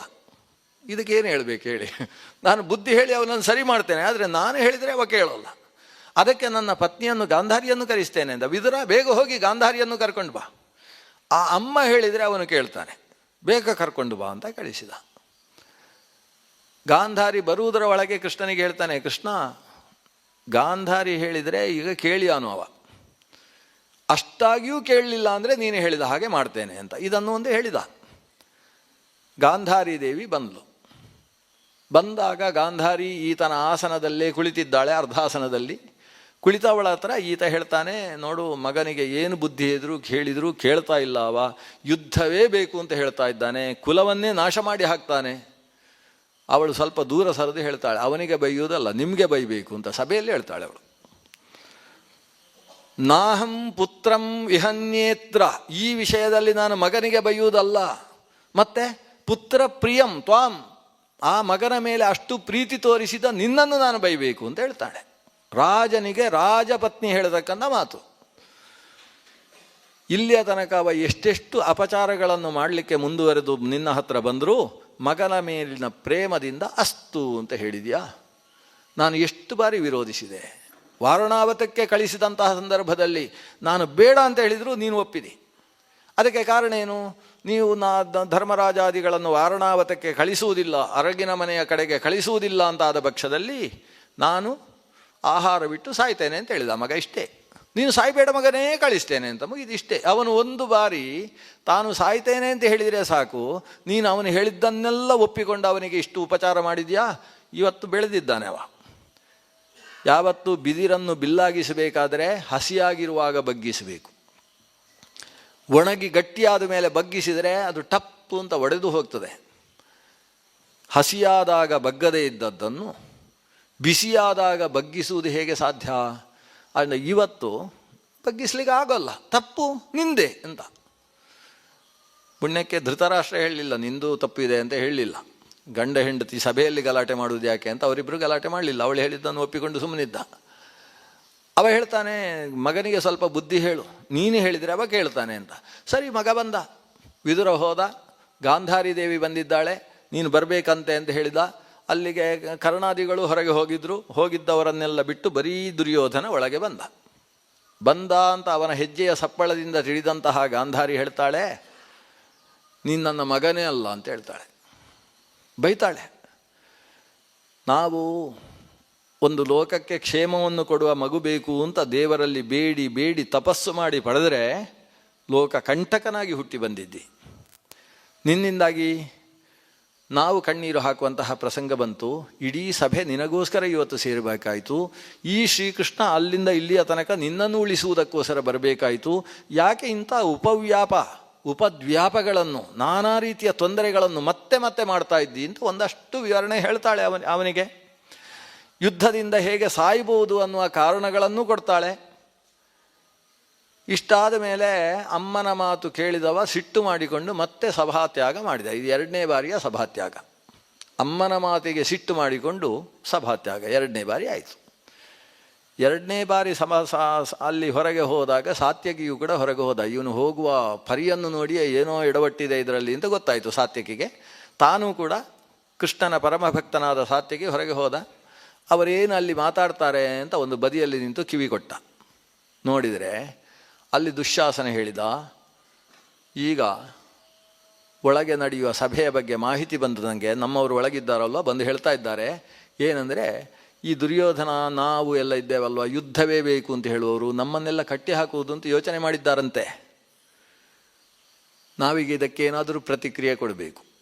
ಇಲ್ಲೇ ಹೋದರೆ ಇವರು ಹೀಗೆ ಮಾಡಿಯೇ ಬಿಡ್ತಾರೆ, ಏನು ಮಾಡುವುದು ಅಂತ ಶಕುನಿ ಹೇಳಿದ. ಮೆಲ್ಲ ಒಂದು ಉಪಾಯ ಇದೆ, ಕೃಷ್ಣನನ್ನೇ ಕಟ್ಟಿ ಹಾಕಿಬಿಡುವ ಅಂತ. ಇಷ್ಟು ಹೇಳಿದ್ದೇ ತಡ ಹೌದು ಅಂತ ಅದಕ್ಕೆ ಎಲ್ಲರೂ ಪರಸ್ಪರ ಮಾತಾಡಿಕೊಂಡ್ರು. ಇದು ಸರಿಯಾದ ಉಪಾಯ. ಯಾಕಂದರೆ ಕೃಷ್ಣ ಮಾತೆತ್ತಿದ ಅಂದರೆ ಎಲ್ಲರನ್ನೂ ವಶೀಕರಿಸಿ ಬಿಡ್ತಾನೆ. ಇವತ್ತು ಇಲ್ಲಿಯ ತನಕ ಇಡೀ ಹಸ್ತಿನಪುರದ ಸಭೆ ದುರ್ಯೋಧನನಿಗೆ ಜಯವಾಗಲಿ ಅಂತ ಹೇಳ್ತಾ ಇತ್ತು. ಆದರೆ ಈ ಕೃಷ್ಣ ಸಭೆಗೆ ಬಂದ ಮೇಲೆ ಈ ಪರಿಸ್ಥಿತಿಯೇ ಬದಲಾಗಿ ಹೋಯಿತು. ನಾಳೆ ಯಾವುದು ಇಲ್ಲಿ ನಮ್ಮ ಓಟ್ನಲ್ಲಿ ಗೆಲ್ತದೆ ಅಂತ ಹೇಳಿಕ್ಕೆ ಬರುವುದಿಲ್ಲ. ಕೃಷ್ಣ ಬಂದು ಮಾಡಿದ ಆ ವ್ಯವಸ್ಥೆ. ಅವನು ಬಂದು ಒಂದು ಭಾಷಣ ಮಾಡಿದ್ನ, ಈ ದುರ್ಯೋಧನನಿಗೆ ಬುದ್ಧಿ ಹೇಳಿದ್ನು. ಇಷ್ಟು ಹೇಳಿದ ಕೂಡಲೇ ದುರ್ಯೋಧನನಿಗೆ ಜಯ ಅಂತ ಹೇಳ್ತಿದ್ದವರೆಲ್ಲ ಈಗ ಪಾಂಡವರಿಗೆ ಸ್ವಸ್ತ್ಯಸ್ತು ಪಾಂಡುಪುತ್ರೇಭ್ಯ ಶುರು ಮಾಡಿದ್ದಾರೆ. ಅಷ್ಟೇ ಅಲ್ಲ, ಶ್ರೀಕೃಷ್ಣನಿಗೆ ಉಘೆ ಅಂತ ಹೇಳುವುದಕ್ಕೆ ಪ್ರಾರಂಭಿಸಿದ್ದಾರೆ. ಈ ಕೃಷ್ಣನದ್ದೇ ಇಲ್ಲಿ ಸಮಸ್ಯೆ ಇರುವುದು. ಈ ಕೃಷ್ಣನ ಕಾರಣದಿಂದಲೇ ಇವತ್ತು ಪಾಂಡವರಿಗೆ ಬಲ ಬಂದದ್ದು. ಇವನೇ ಅಲ್ಲಿಗೆ ಹೋಗಬಾರ್ದು. ಒಂದೋ ಸತ್ತು ಅವನ ಹೆಣವನ್ನು ಕಳಿಸಿಕೊಡ್ಬೇಕು. ನೋಡಿ, ಅಲ್ಲಿ ತನಕ ಯೋಚನೆ ಮಾಡ್ತಾರೆ ಅವರು. ಕೃಷ್ಣನನ್ನು ಮುಗಿಸಬೇಕು, ಇಲ್ಲ ಕೃಷ್ಣನನ್ನು ಕಟ್ಟಿ ನಾವು ಕಾರಾಗಾರದಲ್ಲಿ ಇಡಬೇಕು. ಅವನನ್ನು ಯಾವಾಗ ನಾವು ಕಾರಾಗಾರಕ್ಕೆ ಕಳಿಸ್ತೇವೆ, ಕಟ್ಟಿ ಹಾಕ್ತೇವೆ, ಅಷ್ಟು ಹೊತ್ತಿಗೆ ಈಗ ಕೃಷ್ಣನಿಗೆ ಜಯ ಅಂತ ಹೇಳಿದವರೆಲ್ಲ ನಮ್ಮ ಕಡೆಗೆ ಬರ್ತಾರೆ. ಮತ್ತು ಹಿಂದಿನದ್ದೇ ಎಂಥ ಶಕ್ತಿ ದುರ್ಯೋಧನಾದಿಗಳದ್ದು, ನಾವು ಇವನಿಗೆ ಸಹಕಾರ ಕೊಡಬೇಕು. ಕೃಷ್ಣ ಇಲ್ಲದೆ ಇದ್ದ ಮೇಲೆ ಪಾಂಡವರಿಗೆ ಜಯ ಇಲ್ಲ ಅಂತ ಗೊತ್ತಾಗ್ತದೆ. ಭೀಷ್ಮದ್ರೋಣಾದಿಗಳು ಇರುವ ಕಡೆಯಲ್ಲೇ ಜಯ ಅಂತ ಅವರಿಗೆ ಗೊತ್ತಾಗ್ತದೆ. ಎಲ್ಲರೂ ಭೀಷ್ಮದ್ರೋಣಾದಿಗಳಂತೂ ನಮ್ಮನ್ನು ಬಿಟ್ಟು ಹೋಗುವುದಕ್ಕೆ ಸಾಧ್ಯ ಇಲ್ಲ. ಯಾಕೆಂತ ಹೇಳಿದರೆ ಈ ಅಶ್ವತ್ಥಾಮ ನಮ್ಮ ಜೊತೆಗಿದ್ದಾನೆ, ಅವನು ಇವ್ರ ಜೊತೆಗೆ ಇವರ ಬಾಲದ ಹಾಗೆ ಒಟ್ಟಿಗಿದ್ದಾನೆ ಅಶ್ವತ್ಥಾಮ. ಎಲ್ಲಿಯ ತನಕ ಅಶ್ವತ್ಥಾಮ ನಮ್ಮ ಜೊತೆಗಿದ್ದಾನೆ ಅಲ್ಲಿಯ ತನಕ ಅಶ್ವತ್ಥಾಮನ ಅಪ್ಪ ದ್ರೋಣ ನಮ್ಮನ್ನು ಬಿಟ್ಟು ಹೋಗುವುದಿಲ್ಲ. ದ್ರೋಣ ಎಲ್ಲಿರ್ತಾನೆ ಅಲ್ಲಿ ಭೀಷ್ಮಾಚಾರ್ಯರು ಅದನ್ನು ಬಿಟ್ಟು ಹೋಗುವುದಿಲ್ಲ. ದ್ರೋಣ ಭೀಷ್ಮರು ಇದ್ದಾರೆ ಅಂತ ಆದ ಮೇಲೆ ಕೃಪಾಚಾರ್ಯರು ಬೇರೆ ಕಡೆಗೆ ಹೋಗುವುದಕ್ಕೆ ಸಾಧ್ಯ ಇಲ್ಲ. ಈ 4 ಸಮುದಾಯ ನಮ್ಮ ಜೊತೆಗಿದೆ ಅಂತ ಆದ ಮೇಲೆ ನಮ್ಮನ್ನು ಸಾಕ್ಷಾತ್ ಚತುರ್ಮುಖ ಬ್ರಹ್ಮನೇ ಎದುರಿಸುವುದಕ್ಕೆ ಬಂದರೂ ಗೆಲ್ಲುವುದಕ್ಕೆ ಸಾಧ್ಯ ಇಲ್ಲ. ಇದನ್ನು ತಿಳಿದಂತಹ ಉಳಿದೆಲ್ಲ ಸೇನೆ ನಮ್ಮ ಜೊತೆಗೆ ಇರ್ತದೆ. ಇಷ್ಟೆಲ್ಲ ಇವರು ಯೋಜನೆ ಹಾಕಿದ್ದಾರೆ ಹೊರಗೆ ಕೂತು. ಸಾತ್ಯಕಿ ಕೇಳಿಸಿಕೊಂಡವ ಕೃತವರ್ಮನನ್ನು ಒಳಗೆ ಬಂದ. ಕೃತವರ್ಮನ ಹತ್ರ ಹೇಳಿದ, ನಮ್ಮ ಸೇನೆ ದೂರದಲ್ಲಿದೆ, ಎಲ್ಲ ಸಿದ್ಧಪಡಿಸು, ನಾನು ಕೃಷ್ಣನಿಗೆ ಈ ವಿಷಯ ಹೇಳ್ತೇನೆ. ಸೀದಾ ಕೃಷ್ಣನ ಹತ್ರ ಬಂದ. ಕೃಷ್ಣನಿಗೆ ಬಂದು ಹೇಳಿದ. ಕೃಷ್ಣನಿಗೇ ಹೇಳಲಿಲ್ಲ, ಸಭೆಯಲ್ಲಿ ಹೇಳಿದ. ದುರುಳರು ಸಭಾತ್ಯಾಗ ಮಾಡಿ ಹೊರಗೆ ಕೂತಿದ್ದಾರಲ್ಲ, ದುರ್ಯೋಧನ ಹೋದಾಗ ಅವನ ಜೊತೆಗೆ 4 ಜನ, ಆ 4 ಜನ ಹೋಗ್ತಾ ಇದ್ದ ಹಾಗೆ ಈ 99 ಜನ ಓಡಿದ್ರಲ್ವ, ಅವರೆಲ್ಲ ಹೋಗಿ ಏನು ಯೋಜನೆ ಹಾಕಿದ್ದಾರೆ, ಕೃಷ್ಣನನ್ನು ಕಟ್ಟಿ ಹಾಕಿ ಕಾರಾಗಾರದಲ್ಲಿ ಜೈಲಿನಲ್ಲಿ ಇಡುವಂತಹ ಯೋಚನೆ ಮಾಡ್ತಾ ಇದ್ದಾರೆ, ಬಂಧನದ ಯೋಚನೆ ಹಾಕ್ತಾ ಇದ್ದಾರೆ ಅಂತ ಹೇಳಿದ. ಕೃಷ್ಣನಕ್ಕ ಅಲ್ಲಿ ವಿದುರನಿಗೆ ಸಿಟ್ಟು ಬಂತು. ವಿದುರ ಎದ್ದು ನಿಂತು ಹೇಳ್ತಾನೆ, ಇಲ್ಲಿಗೆ ಹಸ್ತಿನಾವತಿ ಸುಟ್ಟು ಹೋಯಿತು ಅಂತ ತಿಳ್ಕೊಳ್ಳಿ. ಯಾಕಂದರೆ ಕೃಷ್ಣನನ್ನು ವಿರೋಧಿಸಿ ಇಲ್ಲಿಯ ತನಕ ಬದುಕಿ ಉಳಿದವರು ಒಬ್ಬರೂ ಇಲ್ಲ. ಮುರ ಅಂತ ಒಬ್ಬ ಅಸುರ ಇದ್ದ. ಪ್ರಾಗ್ಜ್ಯೋತಿಷಪುರದಲ್ಲಿದ್ದಂತಹ ನರಕಾಸುರನಿಗೆ ಸಹಕಾರಿಯಾಗಿದ್ದಂತಹ ಸೇನಾಧಿಪತಿ ಮುರಾಸುರ. ಮುರ ಪಾಶಗಳು 5,000ಕ್ಕಿಂತ ಹೆಚ್ಚಿನ ಪಾಶಗಳು. ಏಕಕಾಲದಲ್ಲಿ ಮುರಾಸುರ ಅಷ್ಟೂ ಪಾಶಗಳನ್ನು ಕೃಷ್ಣನ ಮೇಲೆ ಎಸೆದರೆ ಆ ಪಾಶಗಳು ಹೇಗೆ ತುಂಡರಿಸಿ ಹೋದವು ಅಂತ ಗೊತ್ತಾಗದೇ ಮುರಾಸುರ ಸತ್ತ. ಆ ಕಾರಣದಿಂದ ಈತನಿಗೆ ಮುರಾರಿ ಅಂತ ಹೆಸರಾಯಿತು. ಮುರನನ್ನು ಸಂಹರಿಸಿದಂತಹ ದೇವ ಅಂತ. ಮುರನನ್ನೇ ಸಂಹರಿಸಿದವನಿಗೆ ಇವನು ಎಷ್ಟು ಪಾಶಗಳಿಂದ ಇವನನ್ನು ಕಟ್ಟೆ ಹಾಕಲಿಕ್ಕೆ ಸಾಧ್ಯ? ಎಲ್ಲರ ಬಂಧನವನ್ನು ಬಿಡಿಸತಕ್ಕಂತಹ ಭವಬಂಧ ವಿಮೋಚಕನಾದಂತಹ ಈ ದೇವನಿಗೆ ಬಂಧನ ಅನ್ನುವುದು ಶಕ್ಯವೇನು? ಇಷ್ಟು ಪ್ರಜ್ಞೆಯೂ ಇಲ್ಲದೆ ಇರತಕ್ಕಂಥ ಹುಡುಗ ನಮ್ಮ ದುರ್ಯೋಧನ. ಇವನ ವಿರೋಧ ಮಾಡಿಕೊಂಡಿತು ಅಂತಾದರೆ ಸುಟ್ಟು ಹೋಯಿತು. ಯಾಕೆ? ಕಾಶಿ ದೇಶ ಸುಟ್ಟ ಹಾಗೆ ಅಂತ ಒಂದು ದೃಷ್ಟಾಂತ ಕೊಡ್ತಾನೆ. ಕಾಶಿ ದೇಶದಲ್ಲಿ ಒಬ್ಬ ರಾಜ ಇದ್ದ. ಅವನಿಗೂ ವಾಸುದೇವ ಅಂತ ಹೆಸರು. ಅವನು ವಸುದೇವನ ಮಗ, ನಮ್ಮ ಇದೇ ವಸುದೇವನ ಮಗ. ವಸುದೇವ ಸಂಚಾರ ಮಾಡ್ತಾ ಮಾಡ್ತಾ ಅಲ್ಲಲ್ಲಿ ಆತನಿಗೆ ಅನೇಕ ಮಕ್ಕಳಿದ್ದಾರೆ. ಅದರಲ್ಲಿ ಕಾಶಿರಾಜನ ಮಗನೂ ಕೂಡ ವಸುದೇವನ ಮಗ. ಅವನನ್ನು ಪೌಂಡ್ರಕ ಅಂತ ಕರೀತಾರೆ. ಪೌಂಡ್ರಕ ವಾಸುದೇವ ಅಂತ ಅವನನ್ನು ಕರೆಯೋದು. ಅವನು ಬೆಳೆದು ದೊಡ್ಡವನಾದ ಮೇಲೆ ಅವನಿಗೆ ವಸುದೇವನ ಮೇಲೆ ಕೃಷ್ಣನ ಮೇಲೆ ಭಾರಿ ಸಿಟ್ಟು. ಯಾಕೆ ಸಿಟ್ಟು ಅಂತೇಳಿದರೆ, ವಸುದೇವ ತನ್ನ ಸಂಚಾರ ಕಾಲದಲ್ಲಿ ಕಾಶಿಗೆ ಹೋದಾಗ ಕಾಶಿರಾಜ ತನ್ನ ಮಗಳನ್ನು ವಸುದೇವನಿಗೆ ಕೊಟ್ಟು ಸಂತಾನ ಬೇಕು ಅಂತ ಕೇಳಿಕೊಂಡಿದ್ದ. ಹಾಗಾಗಿ ವಿವಾಹವಾಗಿ ಅಲ್ಲೊಂದು ಸಂತಾನವಾಯಿತು. ಸಂತಾನವಾದ ಮೇಲೆ ಆತ ಮಥುರೆಗೆ ಬಂದ. ಮಥುರೆಗೆ ಬಂದು ದೇವಕಿಯನ್ನು ವಿವಾಹವಾದ. ದೇವಕಿಯ ವಿವಾಹ ಆದ ಮೇಲೆ ವಸುದೇವನಿಗೆ ಈ ಕಂಸನ ಬಂಧನದ ಕಾರಣದಿಂದ ಅಲ್ಲಿಗೆ ಹೋಗಲಿಕ್ಕೆ ಆಗಲಿಲ್ಲ. ಕಾಶಿಗೆ ಮತ್ತೆ ಬರಲೇ ಇಲ್ಲ ನನ್ನ ಅಪ್ಪ ಅಂತ ಹೇಳಿ ಅವನಿಗೆ ಸಿಟ್ಟು. ಅವನು ಅಲ್ಲೇ ಮದುವೆಯಾಗಿ ಅಲ್ಲೇ ಇದ್ದಾನೆ. ಅವನ ಮಗನೇ ವಾಸುದೇವ ಅಂತೆ. ಇವತ್ತು ವಾಸುದೇವ ಕೃಷ್ಣ ಅಂತ ಅವರಿಗೆ ಮಹತ್ವ, ಅವನು ದೇವರಂತೆ. ಇದೆಲ್ಲ ಕೇಳಿ ಅವನಿಗೆ ಈ ವಾಸುದೇವ ಕೃಷ್ಣನ ಮೇಲೆ ಒಂದು ರೀತಿಯ ಮಾತ್ಸರ್ಯ ಉಂಟಾಗಿ ಒಬ್ಬ ದೂತನನ್ನು ಕೊಟ್ಟು ಕಳಿಸ್ತಾನೆ ಮಥುರೆಗೆ. ಈ ಕೃಷ್ಣನಿಗೆ ದೂತ ಬಂದದ್ದು, ಉಗ್ರಸೇನನ ಸಭೆ. ಆ ಸಭೆಯಲ್ಲಿ ಕೃಷ್ಣನು ಇದ್ದಾನೆ. ಅಲ್ಲಿಗೆ ದೂತ ಬಂದು ಹೇಳಿದ್ದೇನು ಗೊತ್ತೋ, ಈ ಕೃಷ್ಣ ನಾನೇ ವಿಷ್ಣು ನಾನೇ ವಾಸುದೇವ ಅಂತ ಹೇಳಿಕೊಂಡು ಶಂಖಚಕ್ರ ಗದಾಪದ್ಮ ಎಲ್ಲ ಹಿಡ್ಕೊಂಡಿದ್ದಾನೆ. ನಾಳೆಯಿಂದ ಅವೆಲ್ಲ ತೆಗೆದು ಕೆಳಗೆ ಹಾಕಬೇಕು. ನಾನು ದೇವರಲ್ಲ, ನಾನು ವಿಷ್ಣು ಅಲ್ಲ ಅಂತ ಒಪ್ಪಿಕೊಳ್ಬೇಕು. ನಿಜವಾಗಿ ವಿಷ್ಣು ವಾಸುದೇವ ಅಂತೇಳಿದರೆ ನಮ್ಮ ಪೌಂಡ್ರಕನೇ ಅಂತ ನನ್ನ ಕಡೆಗೆ ಆತ ಶರಣಾಗತಿಯಾಗಬೇಕು. ಹಾಗಾದರೆ ಬದುಕಿ ಉಳಿತಾನೆ. ಇಲ್ಲದೆ ಹೋದರೆ ನಾವು ದಂಡೆತ್ತಿ ಬಂದು ಮಥುರೆಯನ್ನು ಸುಟ್ಟು ಹಾಕ್ತೇವೆ ಅಂತ ಕಳಿಸಿದ್ದಾನೆ. ಇಡೀ ಸಭೆ ಒಂದು ಬಾರಿ ನಕ್ಕಿತು ಇವನ ಈ ಒಂದು ಕೋಲಾಹಲವನ್ನು ನೋಡಿದರೆ ಏನು ಮಾಡಿದ್ದಾನೆ ಪೌಂಡ್ರಕ, ಅವನಿಗೆ 4 ಕೈ ಇಲ್ಲ ಅಲ್ವಾ, 2 ಕೈ. ಒಂದು ಏನೋ ಆಪರೇಷನ್ ಮಾಡಿಕೊಂಡು ಅಲ್ಲಿಗೆ 2 ಕೈ ಸೇರಿಸಿದ್ದಾನಂತೆ. ಅಷ್ಟು ಪ್ಲಾಸ್ಟಿಕ್ ಸರ್ಜರಿ. ಹೊಸದಾಗಿ 4 ಕೈಗಳನ್ನು ಮಾಡಿಕೊಂಡಿದ್ದಾನೆ. ಆ 2 ಕೈಗಳು ಅದು ಯಾವುದೋ ಇಲ್ಲಿ ಒಂದು ನೂಲು ಒತ್ತಿದ್ರೆ ಆ ಕೈಗಳು ಕೂಡ ಮೇಲೆ ಕೆಳಗೆ ಹೋಗ್ತವೆ, ವ್ಯವಸ್ಥೆ ಮಾಡಿಕೊಂಡಿದ್ದಾನೆ. 4 ಕೈಗಳು ಉಂಟು. ಆ 4 ಕೈಗಳಲ್ಲಿ ಭಗವಂತನ ಕೈಯಲ್ಲಿ ಏನು ಚಕ್ರ, ಶಂಖ, ಗದಾ, ಪದ್ಮ ಉಂಟು, ಅದೇ ರೀತಿಯ ವ್ಯವಸ್ಥೆಗಳನ್ನು ಮಾಡಿಕೊಂಡಿದ್ದಾನಂತೆ. ಇನ್ನು ಎದೆಯಲ್ಲಿ ಒಂದು ಈತನಿಗೆ ಮಚ್ಚೆ ಇದೆ, ಶ್ರೀವತ್ಸ ಅಂತ ಅದಕ್ಕೆ ಹೆಸರು. ಶ್ರೀವತ್ಸ ಲಕ್ಷ್ಮ ಅಂತ ದೇವರನ್ನು ಕರೀತಾರೆ. ಇವನು ಅದು ಯಾವ ಬಣ್ಣ ಇದೆ, ಸ್ವಲ್ಪ ಕೆಂಚು ಇದ್ದು ಸ್ವಲ್ಪ ಕಪ್ಪು ಬಣ್ಣದ ಮಚ್ಚೆ ಅದು. ಆ ಮಚ್ಚೆಗೆ ಸರಿಯಾಗಿ ತನ್ನ ಹೃದಯದಲ್ಲಿ ತಾನು ಸುಟ್ಟುಕೊಂಡು, ಇವತ್ತೇನೋ ಬೇರೆ ಬೇರೆ ರೀತಿಯಲ್ಲಿ ಟ್ಯಾಟು ಅಂತೇನೋ ಹಾಕೋತಾರಲ್ಲ, ಆ ರೀತಿಯೆಲ್ಲ ಮಾಡಿಕೊಂಡು ಅಲ್ಲೊಂದು ಮಚ್ಚೆಯನ್ನು ಸಿದ್ಧಪಡಿಸಿಕೊಂಡಿದ್ದಾನೆ. ಶ್ರೀವತ್ಸಕ್ಕೆ ಸದೃಶವಾದ ಒಂದು ಚಿಹ್ನೆಯನ್ನು ಹಾಕಿಕೊಂಡಿದ್ದಾನೆ. ತನ್ನ ಸೌವರ್ಣ ರಥ, ಬಂಗಾರದ ರಥದಲ್ಲಿ ಒಂದು ಗರುಡನನ್ನು ನಿರ್ಮಾಣ ಮಾಡಿ ರಥದ ಒಳಗೆ ಗರುಡನ ಮೇಲೆ ಕೂತಿದ್ದಾನೆ. ನಾನೇ ಗರುಡ ವಾಹನ ಅಂತ. ಆಗ ಒಂದು ವಿಮಾನ ಇದ್ದಿದ್ರೆ ಅದು ವ್ಯವಸ್ಥೆ ಮಾಡ್ತಿದ್ದ, ಅದಕ್ಕೆ ಗರುಡ ಅಂತ ಹೆಸರಿಟ್ಟು. ಈಗೆಲ್ಲ ರಾಜಹಂಸ, ಗರುಡ ಎಲ್ಲ ಸಿಕ್ಕಾಬಿಟ್ಟೆ ಬರುವ ಹಾಗೆ ಒಂದು ವಿಮಾನ ಮಾಡಿ ಅದರಲ್ಲಿ ಓಡಾಡ್ತಾ ಇದ್ನ ಏನೋ. ಇಷ್ಟು ವ್ಯವಸ್ಥೆ ಮಾಡಿಕೊಂಡು ಕೃಷ್ಣನಿಗೆ ಹೇಳಿ ಕಳಿಸಿದ್ದಾನೆ, ನಿಂದೆಲ್ಲ ಬಿಡಬೇಕು ಅಂತ. ಕೃಷ್ಣ ನಾವು ಯುದ್ಧಕ್ಕೆ ಸಿದ್ಧ ಆಗ್ತೇವೆ ಅಂತ ಕೃಷ್ಣ ನಕ್ಕು ಹೇಳಿ ಕಳಿಸಿದ್ದ. ಯುದ್ಧ ಆಗುತ್ತೆ. ಯುದ್ಧದಲ್ಲಿ ಕಾಶಿಯಿಂದ ದೂರಕ್ಕೆ ಬಂದು ಯುದ್ಧ ಮಾಡಿದಂತಹ ಪೌಂಡ್ರಕನ ತಲೆಯನ್ನು ತಾನು ಸುದರ್ಶನ ಚಕ್ರದಿಂದ ಬೀಸಿ ಒಗೆದು ಅವರ ಕಾಶಿ ರಾಜ್ಯದ ಪ್ರಧಾನ ಹೆಬ್ಬಾಗಿಲಿನಲ್ಲಿ ಬೀಳುವ ಹಾಗೆ ಮಾಡಿದ. ಹೀಗೆ ಪೌಂಡ್ರಕನ ತಲೆ ಅಲ್ಲಿ ಬಿದ್ದಿದೆ. ಅಲ್ಲಿ ಅವನ ಮಗ, ಅವನಿಗೆ ಸುದಕ್ಷಿಣ ಅಂತ ಹೆಸರು.